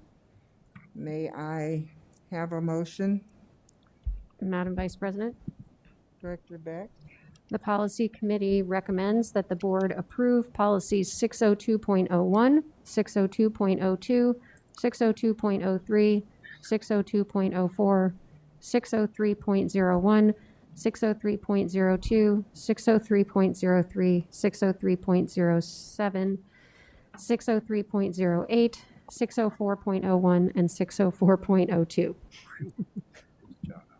That was quite a few. A second? May I have a second? Second. Allison, you forgot one. 60310. Oh, I'm sorry, 603.10 as well. Okay, thank you, Brenda. A second? Second. Any discussion? I just have a question. Are there policies that are 603, 04, 05, 06 that we're going to put in there with the gaps, or is it renumbering, or? So we have those policies, 60, oh, I'm sorry, you're asking about the ones that are missing from that list where there's a space in the numbers? Yeah, we have like. Yeah, so typically what that means is either the policy committee decided it wasn't applicable to our district, but in order to keep the IASB numbering system, we just skip over that number so that if they issue updates to other policies, we're on the same numbering system, or it's something that we are having reviewed by administration or legal or something like that. So when we've skipped numbers, it's not because, it's typically because as we get to these in sequence, because we're doing them mostly in sequence, it's either being reviewed or it's one that's not applicable. And also 605 will be up for discussion. For our first discussion here. On the Yeah, or we're getting to it because we've gotten it back. Well said. Director Snyder. Or it could also have a different number, and when we move it over to the IASB numbers, then it will take on that number down the road. Yeah. Thank you. Okay, any further discussion? Director Gosa? I don't have any. Okay, call for the vote. Director Beck? Yes. Director Schneider? Yes. Director Gosha? Yes. Director Kleinstrom? Yes. Director Poston? Yes. Director Potts? Yes. And my vote is yes, motion passed. Items for discussion, 11.01 policies. Director Beck? So these are a number of policies for our first discussion. So for our first one is 603.5 on health education. We currently have a policy on this because it is mandatory. The policy committee asked Lisa to speak to its language and make sure that it fit with current language and what we actually do in the district. And so this is what we have now. Again, this is a mandatory policy saying that we'll have health education and it will cover these areas of students' health. So I will entertain any questions. Oh, and currently it is our policy number 604.05. It's not that different. We do also have, what comes with the IASB one is a template for an opt-out form because parents do have the right to opt out of part of health, any part of a health education.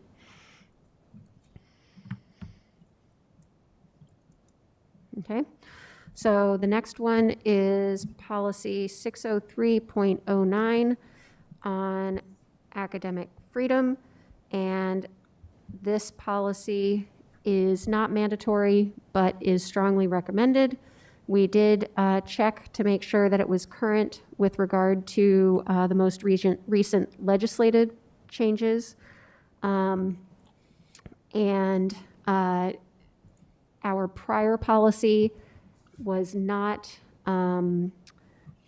as well defined as the one that the IASB template provides. So the policy committee thought this would be appropriate and better language, and it meets all of the current legislative requirements.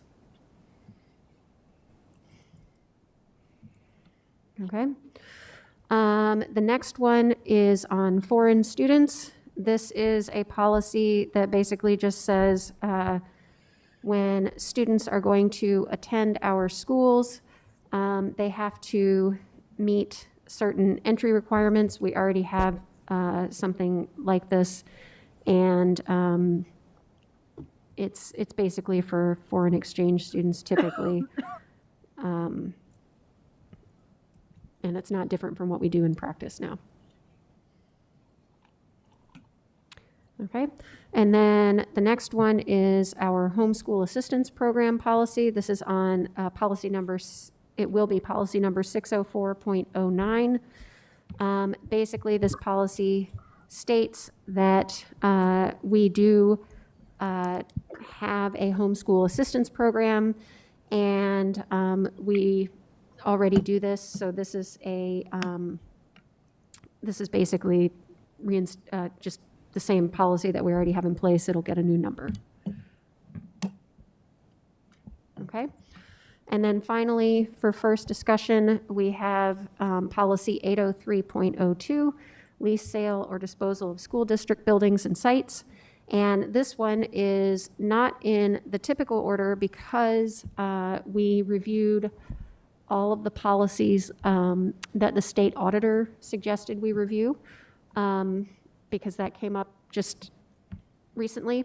And so this is one of them. So when we get to this, when we get to the 800s as a policy committee, we will already have completed working on this policy.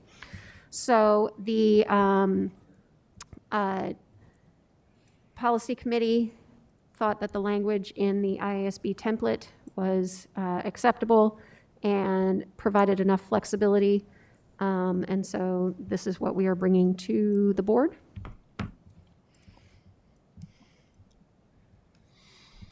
Any questions? Director Poston?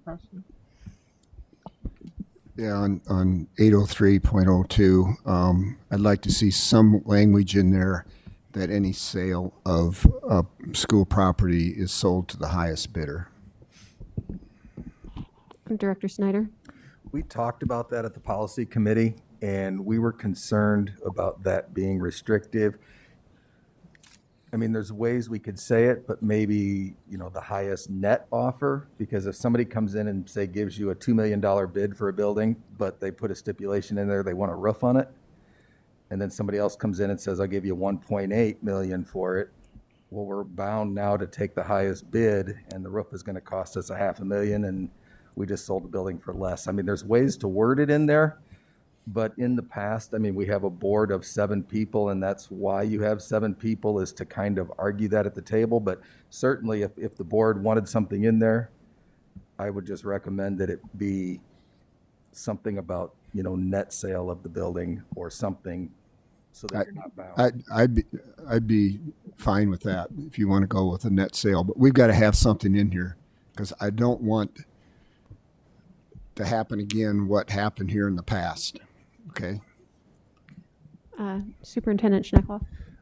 One of the other things that we talked about was and we brainstormed a bunch of odd businesses that might not be good for the community. If they were the highest bidder, that might bring the wrong business into the community, might be another reason why a board might not take the highest bidder. If someone were bringing something in there that would be counterproductive to the community. That was another consideration for this policy as well. Go ahead. We got to be thinking about our current finances, okay? So when the properties get sold, we need to get as many dollars as we can out of them. So we can turn around and invest that in our other structures or other buildings. So I don't know how else you can do that and not go through what we've gone through in the past. So given that this is first discussion and we'll have to re-meet as policy committee, so I would suggest maybe Director Postgen, if you have some language that you can share, that you have an idea of what you want to share, or if you want to come to our policy committee meeting, our next one, and brainstorm with us to see if we can't figure out a way to do this. Because really it's a matter of not restricting the board to situations that might end up potentially being detrimental. Director Potts. Well, I believe in most of our bid policies, we say that we have to accept the highest responsible bidder. And I think that's the kind of wording that I think would be appropriate here, the highest responsible bidder. Because we have a fiduciary responsibility when disposing of school property to get the maximum value for that property. That's our moral and legal responsibility. Superintendent Schneckloff. I think that kind of language would do it. I think of the old, was it the old Madison or Taylor School down there by Smart that sat vacant? Sorry. See, Josh Romansky is one of the few people that my phone will ring for, so luckily it's not him. A pipe has not burst somewhere. So that was what was coming to my mind, that building that somebody bought it and they housed their animals out of. I don't remember what exactly it was, but it now has been bought, restored, and is a. So I think that language would cover it and allow for the exact concern that Director Postgen is saying. So I think that should be added to there. Okay, so maybe what we'll do is, Brenda, have you written any of this down, or do you need? Okay, so good, because I didn't get it written down. What we'll do is bring this back to the policy committee and try and include that language so that we are getting at the intention that Director Postgen has. And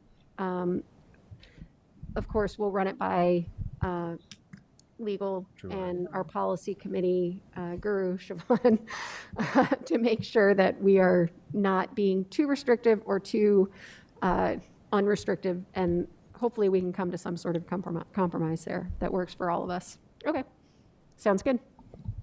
Any other discussion on policy? Okay, Superintendent Schneckloff, are you going to lead the discussion today? Yes, today we have Lieutenant Smith with us, and Dr. Barney are going to join us at the front table. Dr. Barney, if you wouldn't mind grabbing a couple microphones for this conversation. Oh, thank you, Dr. Snyder. Today we are going to be reviewing the SRO data that is public on our website. As we start our conversation, I've asked Dr. Barney to kind of set the stage for what does this data mean, and in regards to our MOU and things of that nature. So, so Dr. Barney and Lieutenant Smith, thank you so much for being here today. Really appreciate it. And Dr. Barney, if you wouldn't mind kicking us off with just kind of in our schools, what does this mean? How is the MOU moving forward? So thank you both for being here, and Dr. Barney, thank you. Certainly.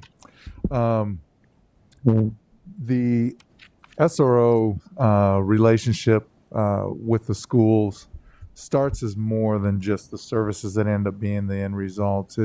We know that there are certain members of our community who do not feel connected with our law enforcement agencies, and so it becomes very important to identify as many positive opportunities for us to connect. And so, Brenda, if you can open up he's got control. All right, beautiful. If you can open up the they gave me report. control of the mouse. What do you want, Dr. Barney? Your report. Yep, that school resource monthly report. And so we know. Yeah, I got to refresh it.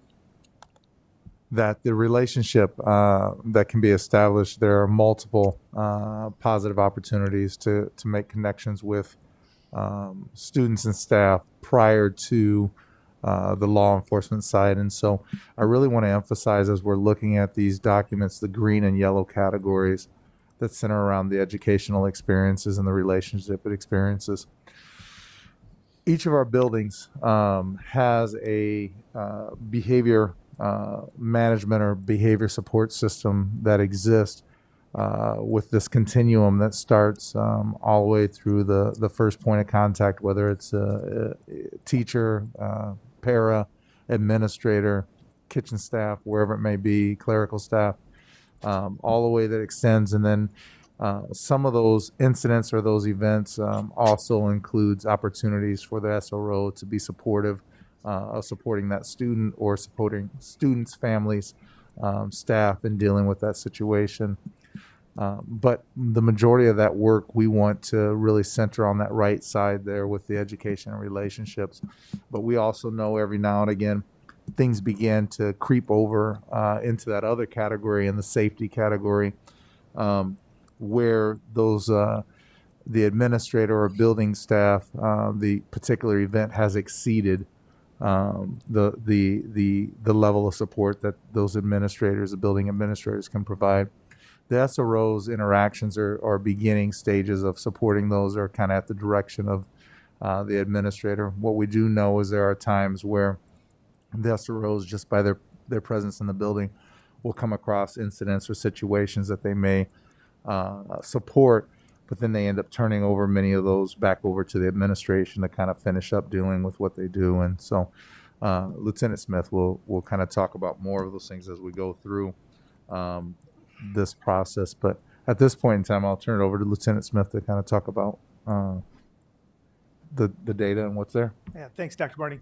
So what you all are looking at here is actually the city website. As promised, as part of the MOU, we're going to post monthly data and activity of the SRO program. We came here in August to give you guys kind of a snapshot of what that looked like with some data from the spring. So if I could back up here just for a second. So this is the city website, and then there's a link on the district website as well, taking the user to this screen. So up at the top here, we have a quick school resource officer question and answer. This gives some really good information about who pays for the SROs, what do the SROs do, where they assign to. It's a good little just a check-in resource for anybody that's looking for some information on the school resource officers. There's a school resource officer glossary of terms. We thought it would be a really good idea if we're talking about this data. As police officers, sometimes we talk with cop talk. We call it cop talk, and people don't understand what we're talking about. So to put some of this data into context, we want to make sure that people know what we're talking about. So what better way than just a quick glossary of terms? This is what the lieutenant's talking about when he says, what's a call for service? What does that mean? So, and I don't need to go through all of this, but all of that stuff is here. So along with that, the MOU is here as well, so people can compare that. And then the monthly report. So you can see that we've already got the September report is in here as well. And then the October report. I don't think I need to open that again. But, so here's kind of, this is the report that we showed you earlier. There's been a little bit of tweaking to it, but this is a school resource officer monthly report. And this is meant to be kind of like a 3,000-foot view of what's going on with the SRO program as a whole. And then attached to this as well is the raw data that everybody was clamoring for. People want to know the numbers. What are the numbers? So they're broken down by school here. And this is where I pull all the numbers from. The juvenile charges by type, juvenile charges by race, use of force by type, and then use of force by race. So we got year-to-date totals that we're tallying as well, so that we can keep track of this. And the idea of this, as you recall, was to be able to pivot, right? The SRO program, we want it to be a moving document or a living document that we can change the program. So, are we okay? Is she okay? Okay. And if I need to go in emergency mode, I will.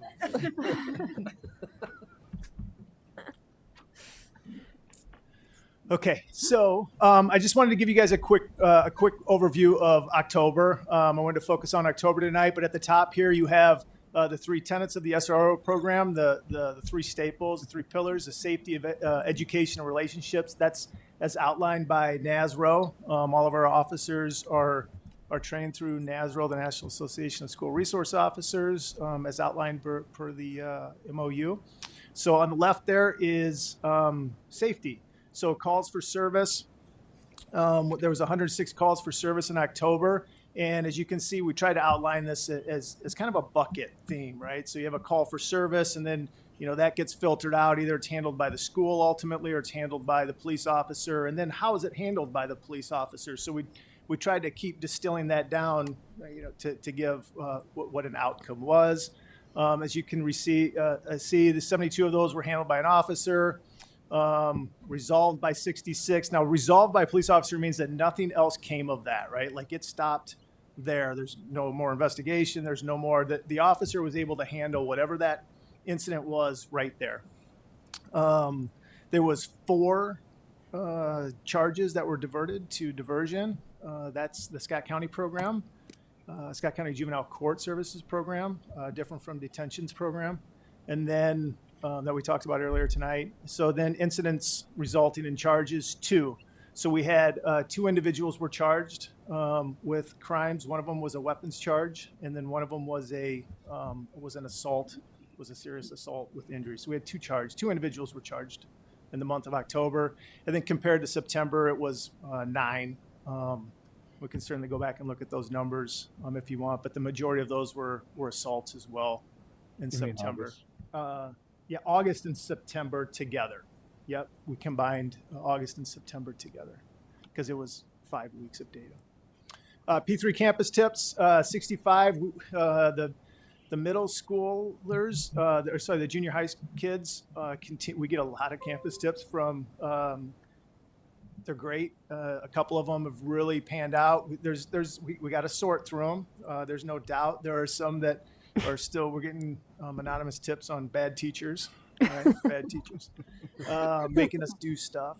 So, but the majority, we've had a couple of really good tips that have led to recovery of a weapon, and then even some students going through depression and suicide, harming themselves, that we've been able to then get counselors in touch with, and use some other resources. So it's been a really good tool for us. We're proud of that. On the education side, we're in the classroom, laws and you. This is still kind of slow. I know we're working with the district right now to figure out exactly where our classes fit into curriculum wise. So that's probably the piece of this that needs to get moving most for me. But the SROs, they're in the classroom. They're in French class. They're stopping by PE class. They're in special education. They're at ROTC. The guys are in the classroom meeting students and trying to form some relationships on that side. So, and then the last pillar is the relationship side. 51 mediations, and I can give you some examples of that. Just one home visit, other outreach. These are the outreach. Other outreach are non-programmatic. Other outreach. This is just the SROs being part of these kids' lives, right? It could, and there's some examples there. I could go on and on about these, but Corporal Antle attending the Marching Blue Devil performance, that's dear to my heart. I got 2 boys that march for the Blue Devils, and working with the Sheriff's Department to donate a bike to a student in need. It's just the facilitation and the relationship that these guys, it's unbelievable what they're doing. So working with the 180 zone, the new youth assessment program, I think is going to be big for the district and us as well in our community. Homecoming dance, just there's some really good notable stuff in there. So with that, You want to talk a little bit about the Handle with Care?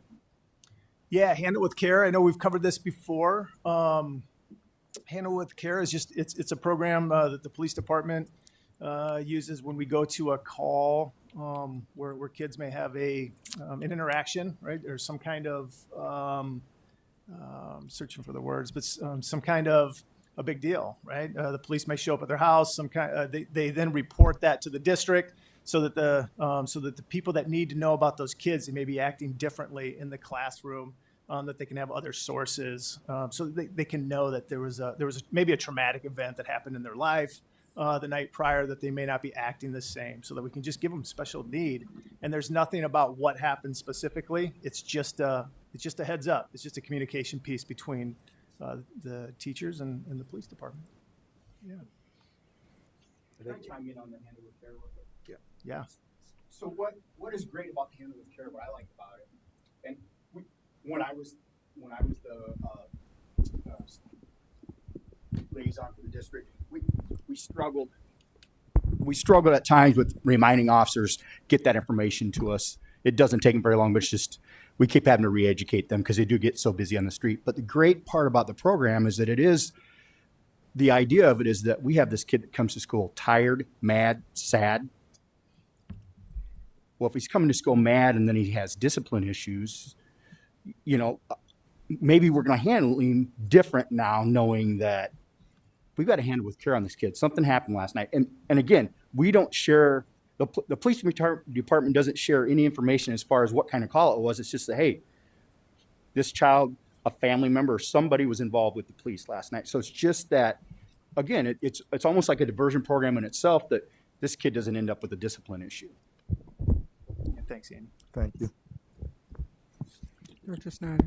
Real quick, how is that information relayed to the district? Is it initiated from the parent or is it initiated from the department? Police department, police officer on the call. So they come back, they just enter the system into a program, and then the emails are sent to, I don't know who gets those emails right now. Dr. Clips, do you still get those emails? I do. Well, I get the central region ones. Okay. It's kind of neat to see the emails throughout the day. They go, oh, this is a Davenport student. No, this is a Bettendorf student. And then they claim, and they kind of rally around that and get the information to where it needs to be. Director Kleinschmidt. And I guess this goes to you. Okay, so you get the email, but then where does it go? Because I worry that it's really not getting to the teachers. Yeah, I'm only copying. Oops, I don't know if my mic went. I stole it. I am only on as being copied on the email, so it goes to the principal of the school, who then, and I think sometimes the counselor, but then it's their responsibility to call, check, just be aware that student's had a rough day, whatever the situation was the night before, that there was a handle with care. For that specific sake, just saying, handle the student with care today, or if there's something going on, keep an eye on the student. So it's not, I don't then forward that along and have other actions to do with that. It's the principal and counselor at the buildings that take action when they see those. But again, my concern is that teachers are not being told, handle with care with this student, because they're seeing them. They need to know that. Again, they don't need the specifics. They need to know that there's something going on. Because the counselor does not always tell the teacher, the administrators do not always tell the teacher. They're out of the loop, and they have no idea what's going on. So you're being reflective of an elementary student at that point, potentially, and then at the middle school, you're talking additional 6 teachers, and then high school. And so I think that is the next step that the building administrator and the counselor would take, is those working most directly with that student would then receive that information. So, Yeah, yep. that's what I want to make sure they get it. Yep. It's similar to the P3 communications that come in as well. Once they come in, we as the regional person get it, the building principal gets it, counselor gets it, and then it's their next step to identify who are the folks that need to be involved with this information, and then going on from there. It may be a situation that it names it specifically. In math class, Steve continues to pick at me and make fun of me. One that came in today, I kid you not, said, calls me double O. This particular student continues to call me double O because I spelled restroom with one O. Okay? Well, we know who the two students who are involved. We then connect with the teacher that would be connected with that and try to pay attention to a little bit more of that information as it comes through. So it's identifying who's closest related to that situation that can support the student through that. Director Beck. One question that I had was about in the raw data, and a couple people have asked me about this too. West High School is not included in that, and I know it's because they don't have. I'm sorry, not North. West. North. Sorry, North High School is not included in that, and I know they don't have a uniformed, dedicated SRO. Same with Mid City, but I think there are some people in the community who would like to know sort of what's going on there as well, and potentially use that as a baseline for comparison to what we have going on right now. Can one of you guys speak to that? I'll speak to it because new eyes create new questions. And so when I saw this data, that was one of the very first things I asked was, hey, why is there no data here from North? And obviously there's some other places that we're missing some data from. And that is because of how we are currently allocated with those SROs. We have identified within the MOU and through a conversation with the superintendent that there's some potential adjustments that need to be made. But basically, these SROs that are in these stationed at these locations have specific training on how to pull this information and how to communicate it, whereas North is being supported by off-duty regular officers who don't have the training or the way to produce this data and get it transferred over. So we are exploring that. So great question. Yeah, Dr. Beck, I would just add that the MOU only covers the schools where the SROs are assigned. Yeah. So we could run some data, but if we use the word baseline, I don't think we're comparing apples and apples. We're comparing apples and oranges. We've got officers at North, although they're good officers. They hire good people. Their mission is slightly different. So if we start collecting data about what they're doing there and not being full time, we're not getting a very good baseline. So there are some ways we can run some numbers, calls for service at North High School to maybe help you make a decision about whether you want to put an SRO there at North or maybe even reassign or whatever you want to do. But you just got to remember that's the data that you're getting. Mm-hmm. So, well, to go a little deeper with what we've talked about, the MOU is the best practice that we have in the country right now around SROs. So there's no need to go gather baseline. There's no need to do that stuff. It's implemented. This is what the best practice shows. If the board and the district still decides to continue forward with SROs with the success that we're diverting and all of the wonderful data here, then the MOU is the way to do that. And so that's the conversation that we're talking about. Ensuring if we have SROs in our schools, in our school district, that there is an MOU that we all operate underneath and that we're transparent about it. So that's kind of where we're looking at shifting resources the best possible without disrupting service right now, because where you move from A, where you move from B, it really affects the rest of the system. So those are the conversations that we need to have. Because the MOU is the best practice. And first of all, I want to thank you for doing a lot of the research on that, Lieutenant Smith. It's been very helpful. Any additional, Director Snyder? Actually, I wanted to apologize to you guys. I asked that question, and actually I should have let you finish your presentation. I did not mean to derail you with questions before you were done. So I think we would be best served right now as a board to let them finish their presentation and then continue with questions. So I apologize, guys. Yeah, no apologies needed. I was about done. The only, I know another question that comes up, the North High School question has come up quite a bit as we started presenting this data. The only other thing is, like, what kind of calls for service are we actually handling inside the school? So I have a quick list here of just to give you guys some ideas, and the number one is disturbances. I mean, it's just that encompasses fights or assaults. That's the large majority of just students not getting along. We break up fights. Our use of force that we use is all related to breaking up fights inside the school. There was in this month there was a couple of harassments, bullying type of stuff, a couple of assaults, suspicious calls, both student and adult. Trespassing. We've actually handled a couple accidents. One being a pedestrian that got hit is okay. It was a minor deal. And then parking tickets. There's one report for criminal damage too inside the school. One of the students that was handled back to the school. So just to give you an idea of the type of calls that are being handled, by a police officer that administrators wouldn't normally do. I mean, that's why there's a need for the police. I believe that there's a need for the police officer to handle those types of calls. So, Director Beck?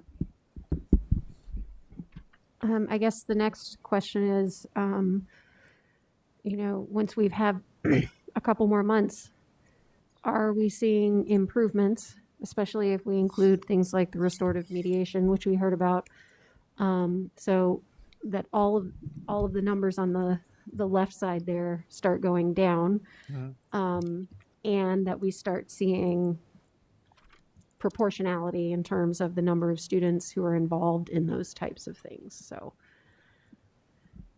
I think for me, if you can, you're kind of down at the bottom. I think the most, go back up. I was looking at the bottom box here. Underneath handled by the officer, I think the most important pieces that in regards to the big concern is how many charges emerge and seeing a reduction in the number of charges that emerge. And how many opportunities for diversion, keeping in mind that the diversion program is designed to avoid those charges manifesting themselves. And so if we can keep those numbers low and pushing that forward, that's a win for us in the end. I don't see a major concern with having our officers, if needed, to begin assisting in some of those conversations. And there may be places where we just can't control the charge because a family has elected to push the charge issue. We didn't request it as a building. We felt like we were able to bring resolution or mediation to the situation, but they were kind of forced to show up based on there was a criminal act and it did support a charge being filed. But if we can continue to keep those numbers low, the upper categories of what it gets pushed back over to the school and what the officers are able to assist us in processing through. If we have a very angry and volatile parent that's on campus and it's exceeded the administrative ability to resolve that, if they can get that parent to leave willingly and process through it and no charges were filed, that's a win for the school as well as for the parent when it's all said and done. Yeah, I would just say we don't know what we don't know. That's the beauty of this MOU, and I think we're kind of on. We don't know what the future holds. That is why we did the MOU. So I'm surprised every time we put these stats together. I don't know where the stats will go, but we're keeping them, and it's going to help us make decisions in the future. And I think it's a great thing for you guys and us. We do know that as it gets a little bit colder outside, folks interact a little bit less outside, and that will help our data as well. And then as it gets warmer, hopefully the data will remain. Yep. Director Potts? When we were developing the MOU initially and ultimately, we were trying to change the role of the SRO and sort of cleave it a bit away from being an assistant principal in the building. I guess my question, and I don't know if you have enough data or time in the new model yet, but what's the reaction of the SRO officers themselves in how they see the job now and their degree of satisfaction or job satisfaction in their jobs now? Yeah, that's a really good question. So, I mean, the SROs are unique guys to begin with. I mean, they're in the schools because they want to be in the schools. I mean, they believe in that type of vocational work, right? I think it's vocational work. But we actually, Dr. Barr and I met on Friday, and we were talking about the behavioral. That was, if you remember when we did people do not want police officers dealing with behavior in the classroom, and I think we all agree that we don't either. And we actually have had a couple of documented cases where the SRO has been pulled into a situation and they go, I shouldn't be here, right? That, like, this is a behavioral issue, and has been able to reverse that, realizing that by us being there, it creates it could create an incident where it could be very easily handled by the administration or a teacher into a criminal matter, right? Not leaving a classroom could be turned into a trespass.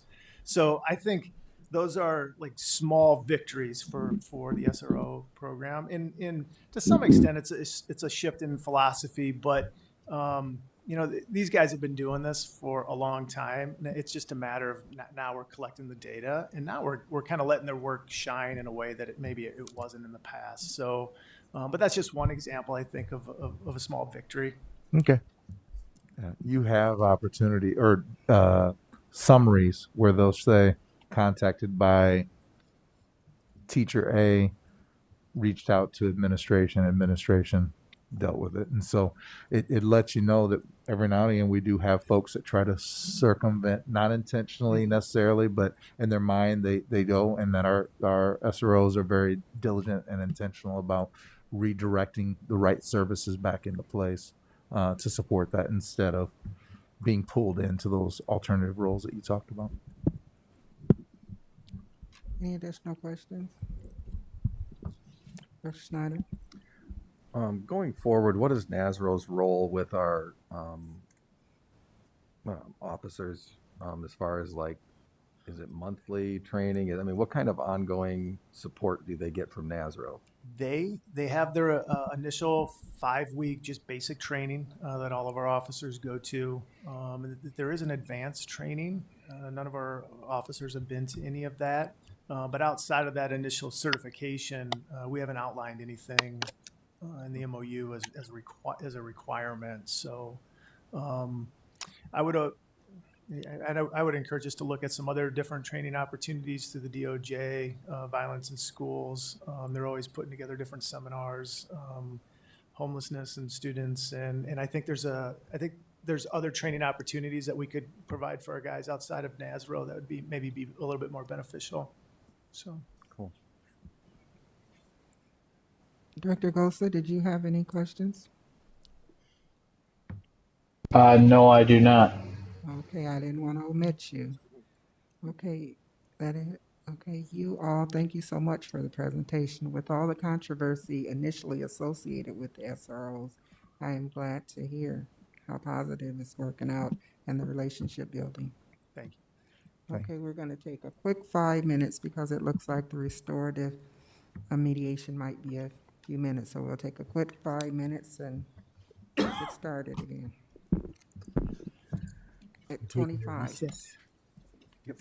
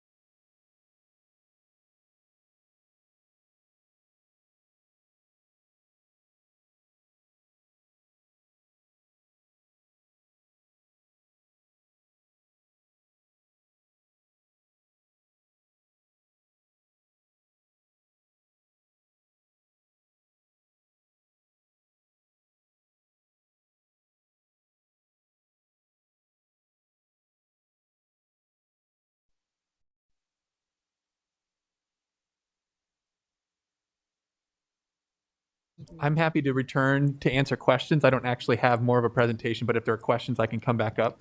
Okay. Did you all have any questions about the restorative mediation for Dr. Clips? Director You can stay there if you want to. Snyder? Yeah, so I guess I missed some of it, how that is sort of like initiated. I mean, you have a program kind of a coordinator at the building, I'm assuming. So who exactly is interacting with the students? Say you've got two students who are having a conflict. Are you sitting down with both of them at the same time? Is it, who exactly is sitting down with these kids? Yeah, so again, in most situations so far, these have been preventative in nature. And so when there is a conflict arising, a teacher might report it to an administrator, or the administrator might already know about it. Most likely that's the case. They're coming down because kids have been exchanging words, maybe, whatever the case may be. So they will inform me, and then I contact Jeremy Kaiser, who we met earlier, and he brings in Michelle Bancroft is one of them. She spoke, and Dave Bondi was here as well. He didn't speak. And they are the two primary community counselors for this program. So they come in, and as Michelle mentioned, the students have to say, yeah, I want to be a part of this. This is not like a required, they're not forced to do it. It's not a punishment. It's like, hey, do you want to resolve this? Do you want to like take care of this so you don't have to be worried about this? And they say yes. They come out, they individually meet with each student first to say, let's walk through, because it's a very prescriptive program. They don't just sit down and say, let's mediate this. They're trained by someone out of from a different agency comes in and trained them to be trainers for this. They sit down individually with the kids and say, okay, here's how it's going to work. Like, where I'm going to ask them these questions. What are you willing to own up to? What happened from your perspective? Okay, we're going to come and sit into this room together. Here are the norms of how this meeting's going to go. So they do that individually with the students, sometimes at school, sometimes at a different location, whatever the case may be. So the students are prepped and ready to go before they even walk in the door. Then they come in, they sit down together, and then they go through that process. And it's them that do this. In addition to, in some cases, like I've mentioned, we've trained some of our juvenile court liaisons in this work as well. And so they have started, the goal being, as we talk about building capacity, that the two lead trainers, again, Michelle and Dave, eventually can start to scaffold away from that work so that we have the capacity within our buildings to do this. But for right now, we're really making sure it's done with fidelity each time we do it. So that's kind of the process. And they mentioned they have follow-ups with the students. They send an email first off to say, here's what the contracted agreement and commitments from the students are going to be. That's sent to the administrator and myself. I'm not sure if that also goes to Dr. Bart. So it goes to our other ILDs to say, this mediation took place. Here's the agreement from the students. They both came in. They said they agree. They took responsibility for whatever it was. And then they'll follow up. They have people from the diversion programs that says, okay, it's great on one day, but then life happens. So then they might come back on a monthly basis and meet with those same students. Okay, any other things coming up? How's it going? And that's where those continued relationships are built to. So you kind of touched on my other question, is on the follow-up. Like, what kind of time frame are we talking? You know, so you probably have your initial meeting. Yep. And then just the follow-up to make sure it's resolved and how things are going. But what kind of time frame, like, after? Yeah.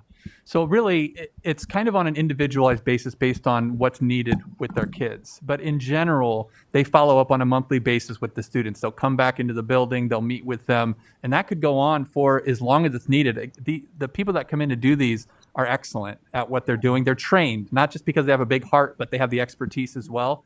And they'll have people within the buildings that'll also do those check-ins with the students as well. So on a typical basis, they'll come back on a monthly basis. They have a youth advocates that come in to continue to make sure that they're following through with their end of the commitment. And if something does flare up, they'll reach back out to those counselors and saying, hey, you know, like, it seems like the tension's kind of rising again, but in almost all cases, the recidivism is zero or little to none. Could I add something to that, Dr. Clips? And they've talked to us about saying, even with that month timeline follow-up, they may be back in school a week later, and they, like, genuinely want to form these positive relationships. So they'll, hey, while I'm here, I'm gonna go down and check in on X, Y, and Z. So it is more than, well, we did our job.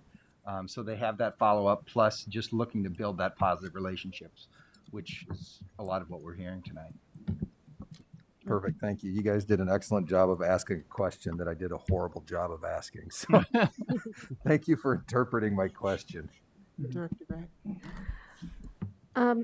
So the program's voluntary, and do we know sort of what percentage of students choose not to participate and sort of how that looks? Or is it generally is it rare that somebody might say, nah, I don't want to do this?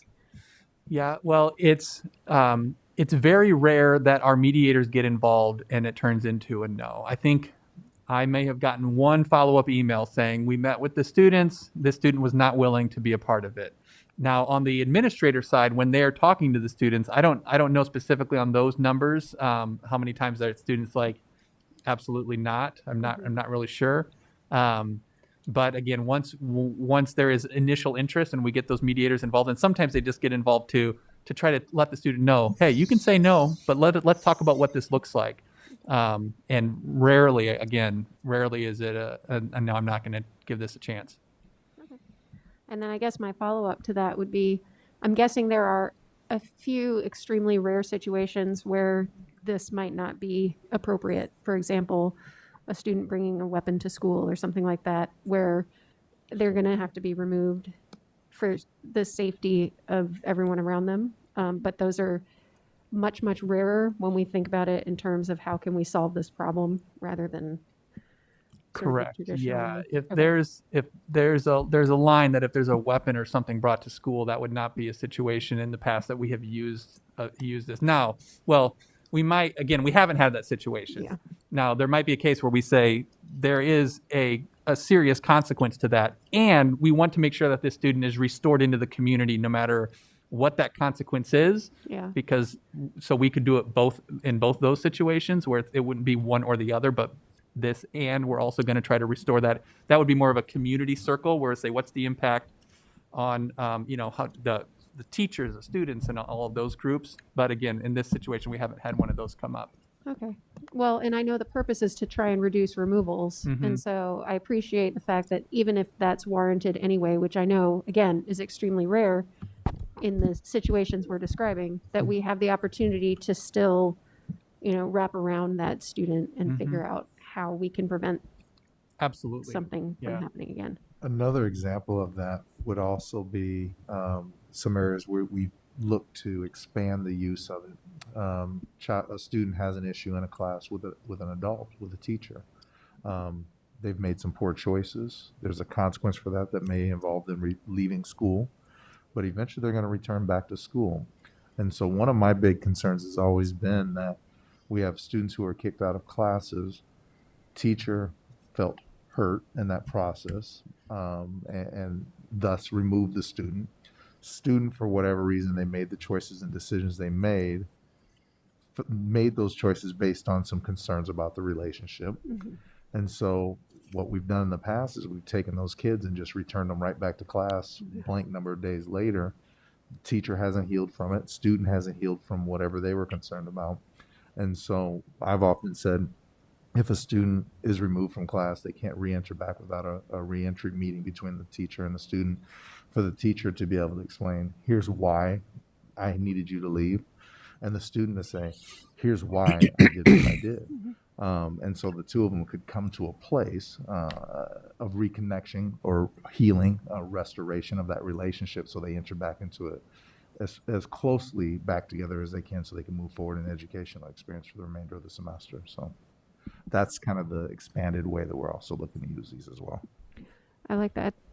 I think that's a little appreciated part of this whole thing, is that when a kid traditionally when a kid's been removed, you forget that there's a teacher involved as well, and throwing them both back into the same place without any kind of restoration discussion or healing is not necessarily good for everybody. Yeah. Director Potts. Of the, you've had 138 encounters. Of those, how many have been conflict resolution, and how many, and I ballpark, I don't, and how many have been restorative?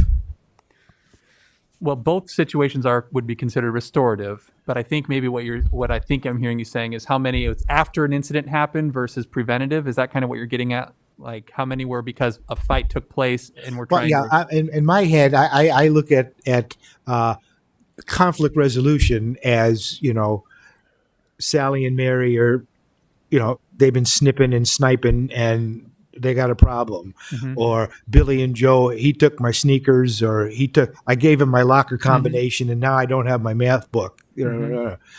Drama. Mhm. Okay. Whereas I look at restorative is where, Joe stole his phone, or Mary punched Sally in the face, or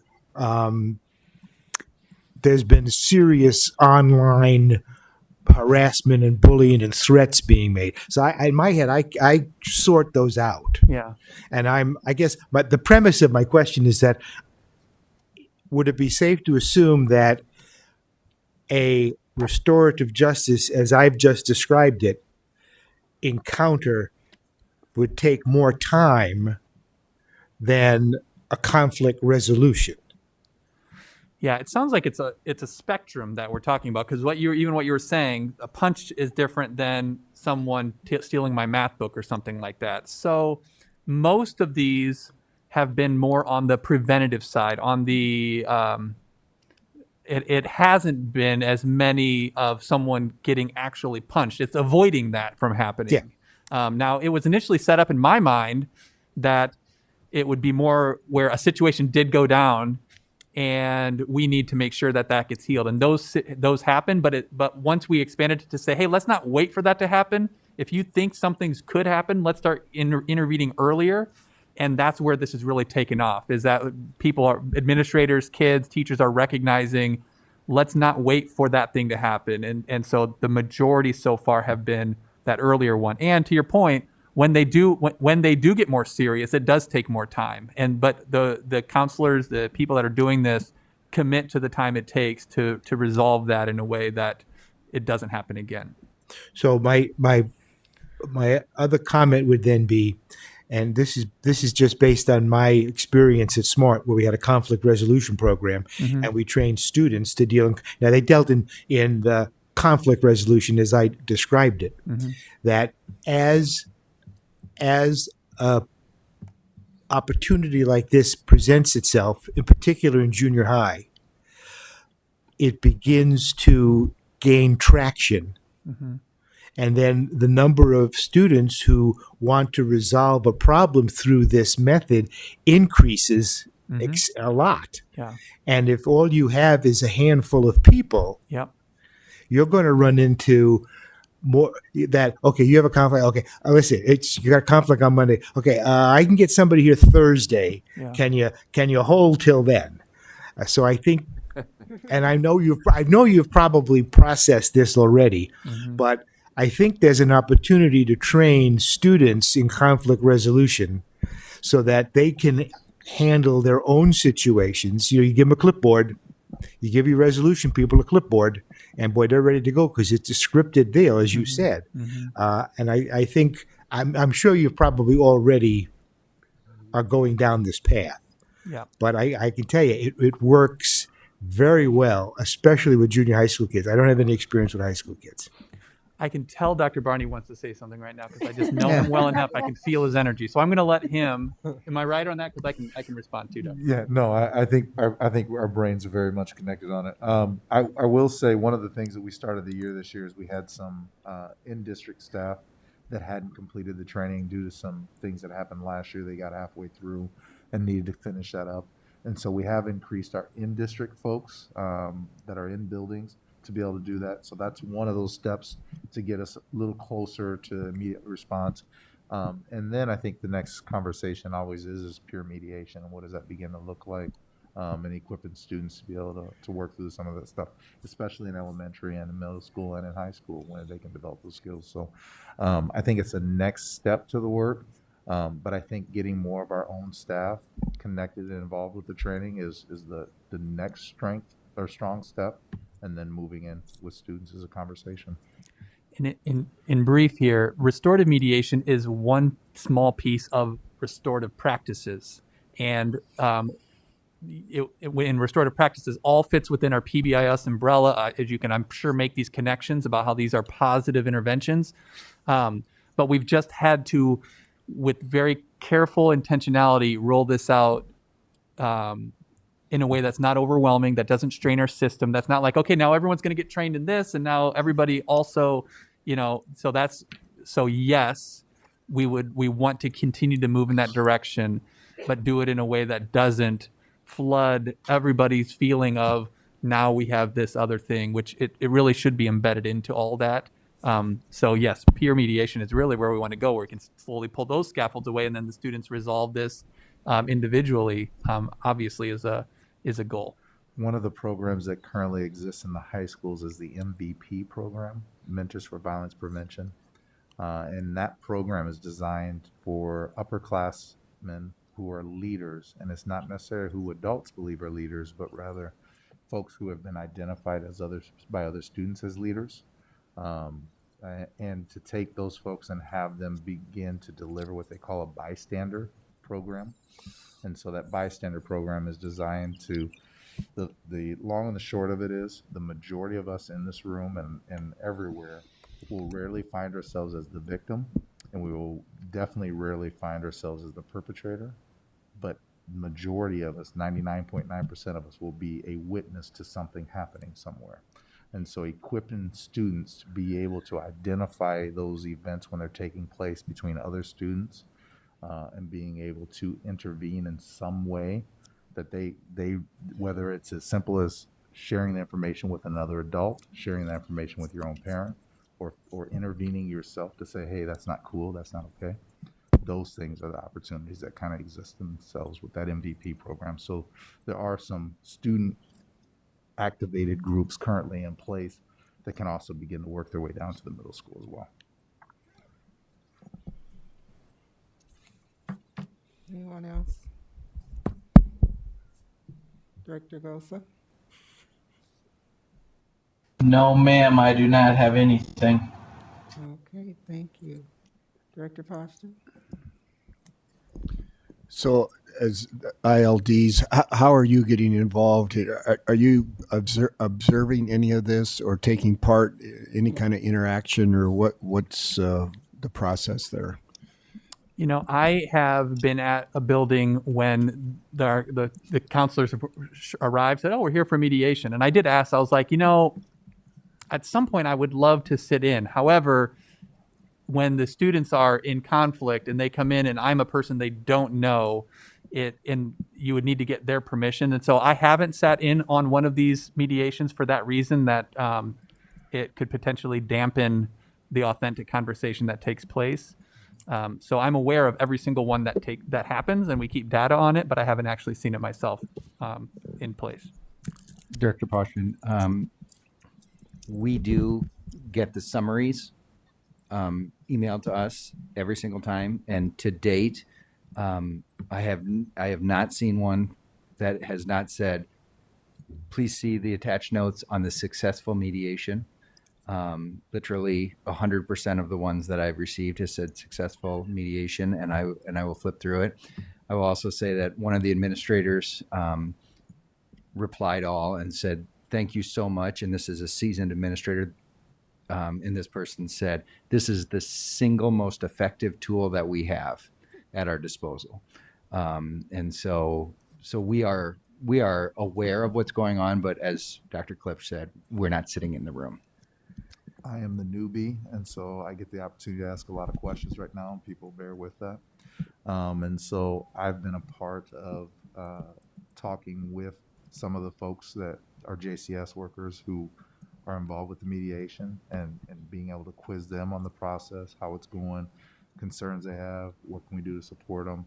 I've had the opportunity to set up the trainings. I've also had the opportunity to talk with Jeremy about the program. So I'm kind of on that other side of it. I'm receiving the same information, but because I've been the new guy and helping facilitate some of this, I'm learning a little bit more about the programs.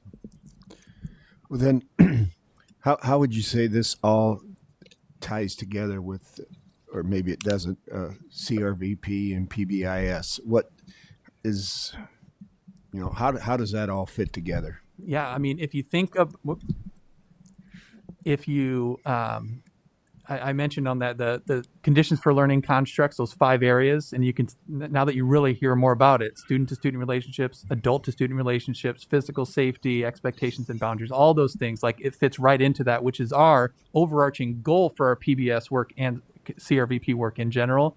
And if you think about PBIS as a system of interventions to promote positive behaviors, I mean, this is, I mean, that's the definition of what we're doing here is we're seeing that this is, it's an intervention for students that need it, and it's available for anyone. So it's almost a universal intervention for any student that might have a conflict that needs this support.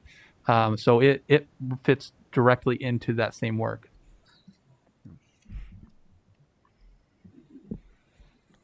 Any additional questions, comments? Okay, thank you, gentlemen, for following up on that. Any additional board requests? I have one here from Director Beck. Date of request, November 8th, agenda item. I would like to hear from our district nurse about COVID numbers, specifically in our district. Why are you making this request? It's important to know what the situation is in our schools as we plan our mass exit strategy. When would you like it as feasible? May I have a second? Second. Second by Director Potts.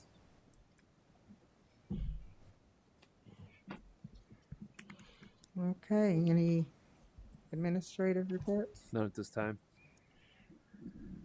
Okay, we'll start with Director Snyder with reflections. Well, one, I loved hearing from the students for the student exchange, but to me, the takeaway for the night is this restorative mediation program.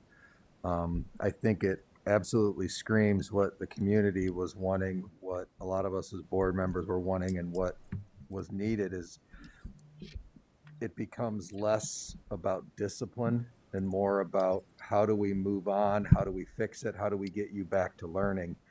And with counselors, with people trained in the resolution, I think it's an outstanding program.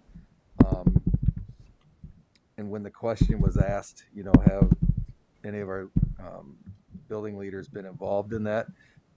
I can't help but wonder if that wouldn't hurt the mediation, because again, you have somebody who's known as a disciplinarian in there and not somebody to resolve the conflict. And I think that's what makes this product so unique to any other intervention we have, is that it's not about discipline. So I absolutely applaud you guys on this program, and it's absolutely outstanding.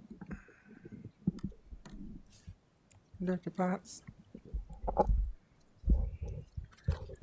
Yeah, I would say the restorative justice program, especially the conflict management portion, because that has the ability of doing 2 things. 1, giving kids an outlet, a place to go where they can solve a problem. And 2, it teaches them how to resolve a conflict in a way that's appropriate and can be a skill that they can then apply for the rest of their lives in dealing with their siblings, in dealing with when they're older, dealing with their spouses. It can go a long way. Director Control? I like the fact that this restorative justice is tied into PBIS, that we want people to know it's not just another something else we're doing. It's the direction we're headed and trying to get positive things going out there without being punishment or punitive. Director Posture? I agree with everything that's just been said. Director Beck? Yeah, I think we had a good theme tonight. In first of all, having our exchange students here was fantastic. It's a great program, and I love that we were able to do that again after not being able to do that for a couple of years. But the idea that we are able to support our students, and as Director Potts said so eloquently, give them some skills to be able to continue to resolve these conflicts as they go throughout life. And it ties in with PBIS that we're already doing. It ties in with our youth leadership teams. It ties in with even the MOU that we have with our SROs. It's all about relationship building. And so that to me was the highlight. Director Gosa? I agree with pretty much everything all my colleagues said. I thought there were some great presentations tonight as well as discussion items. So overall, I thought it was a great meeting. Very informative. Superintendent Snackbar? I think a huge celebration is recognizing something that is successful in our district, and the MOU that was developed with our SROs clearly lays out exactly the direction that it will go. So I think it's very important for us as we move forward to lay out the direction for a program, that the board understands it, that whoever we're interacting with knows and understands that.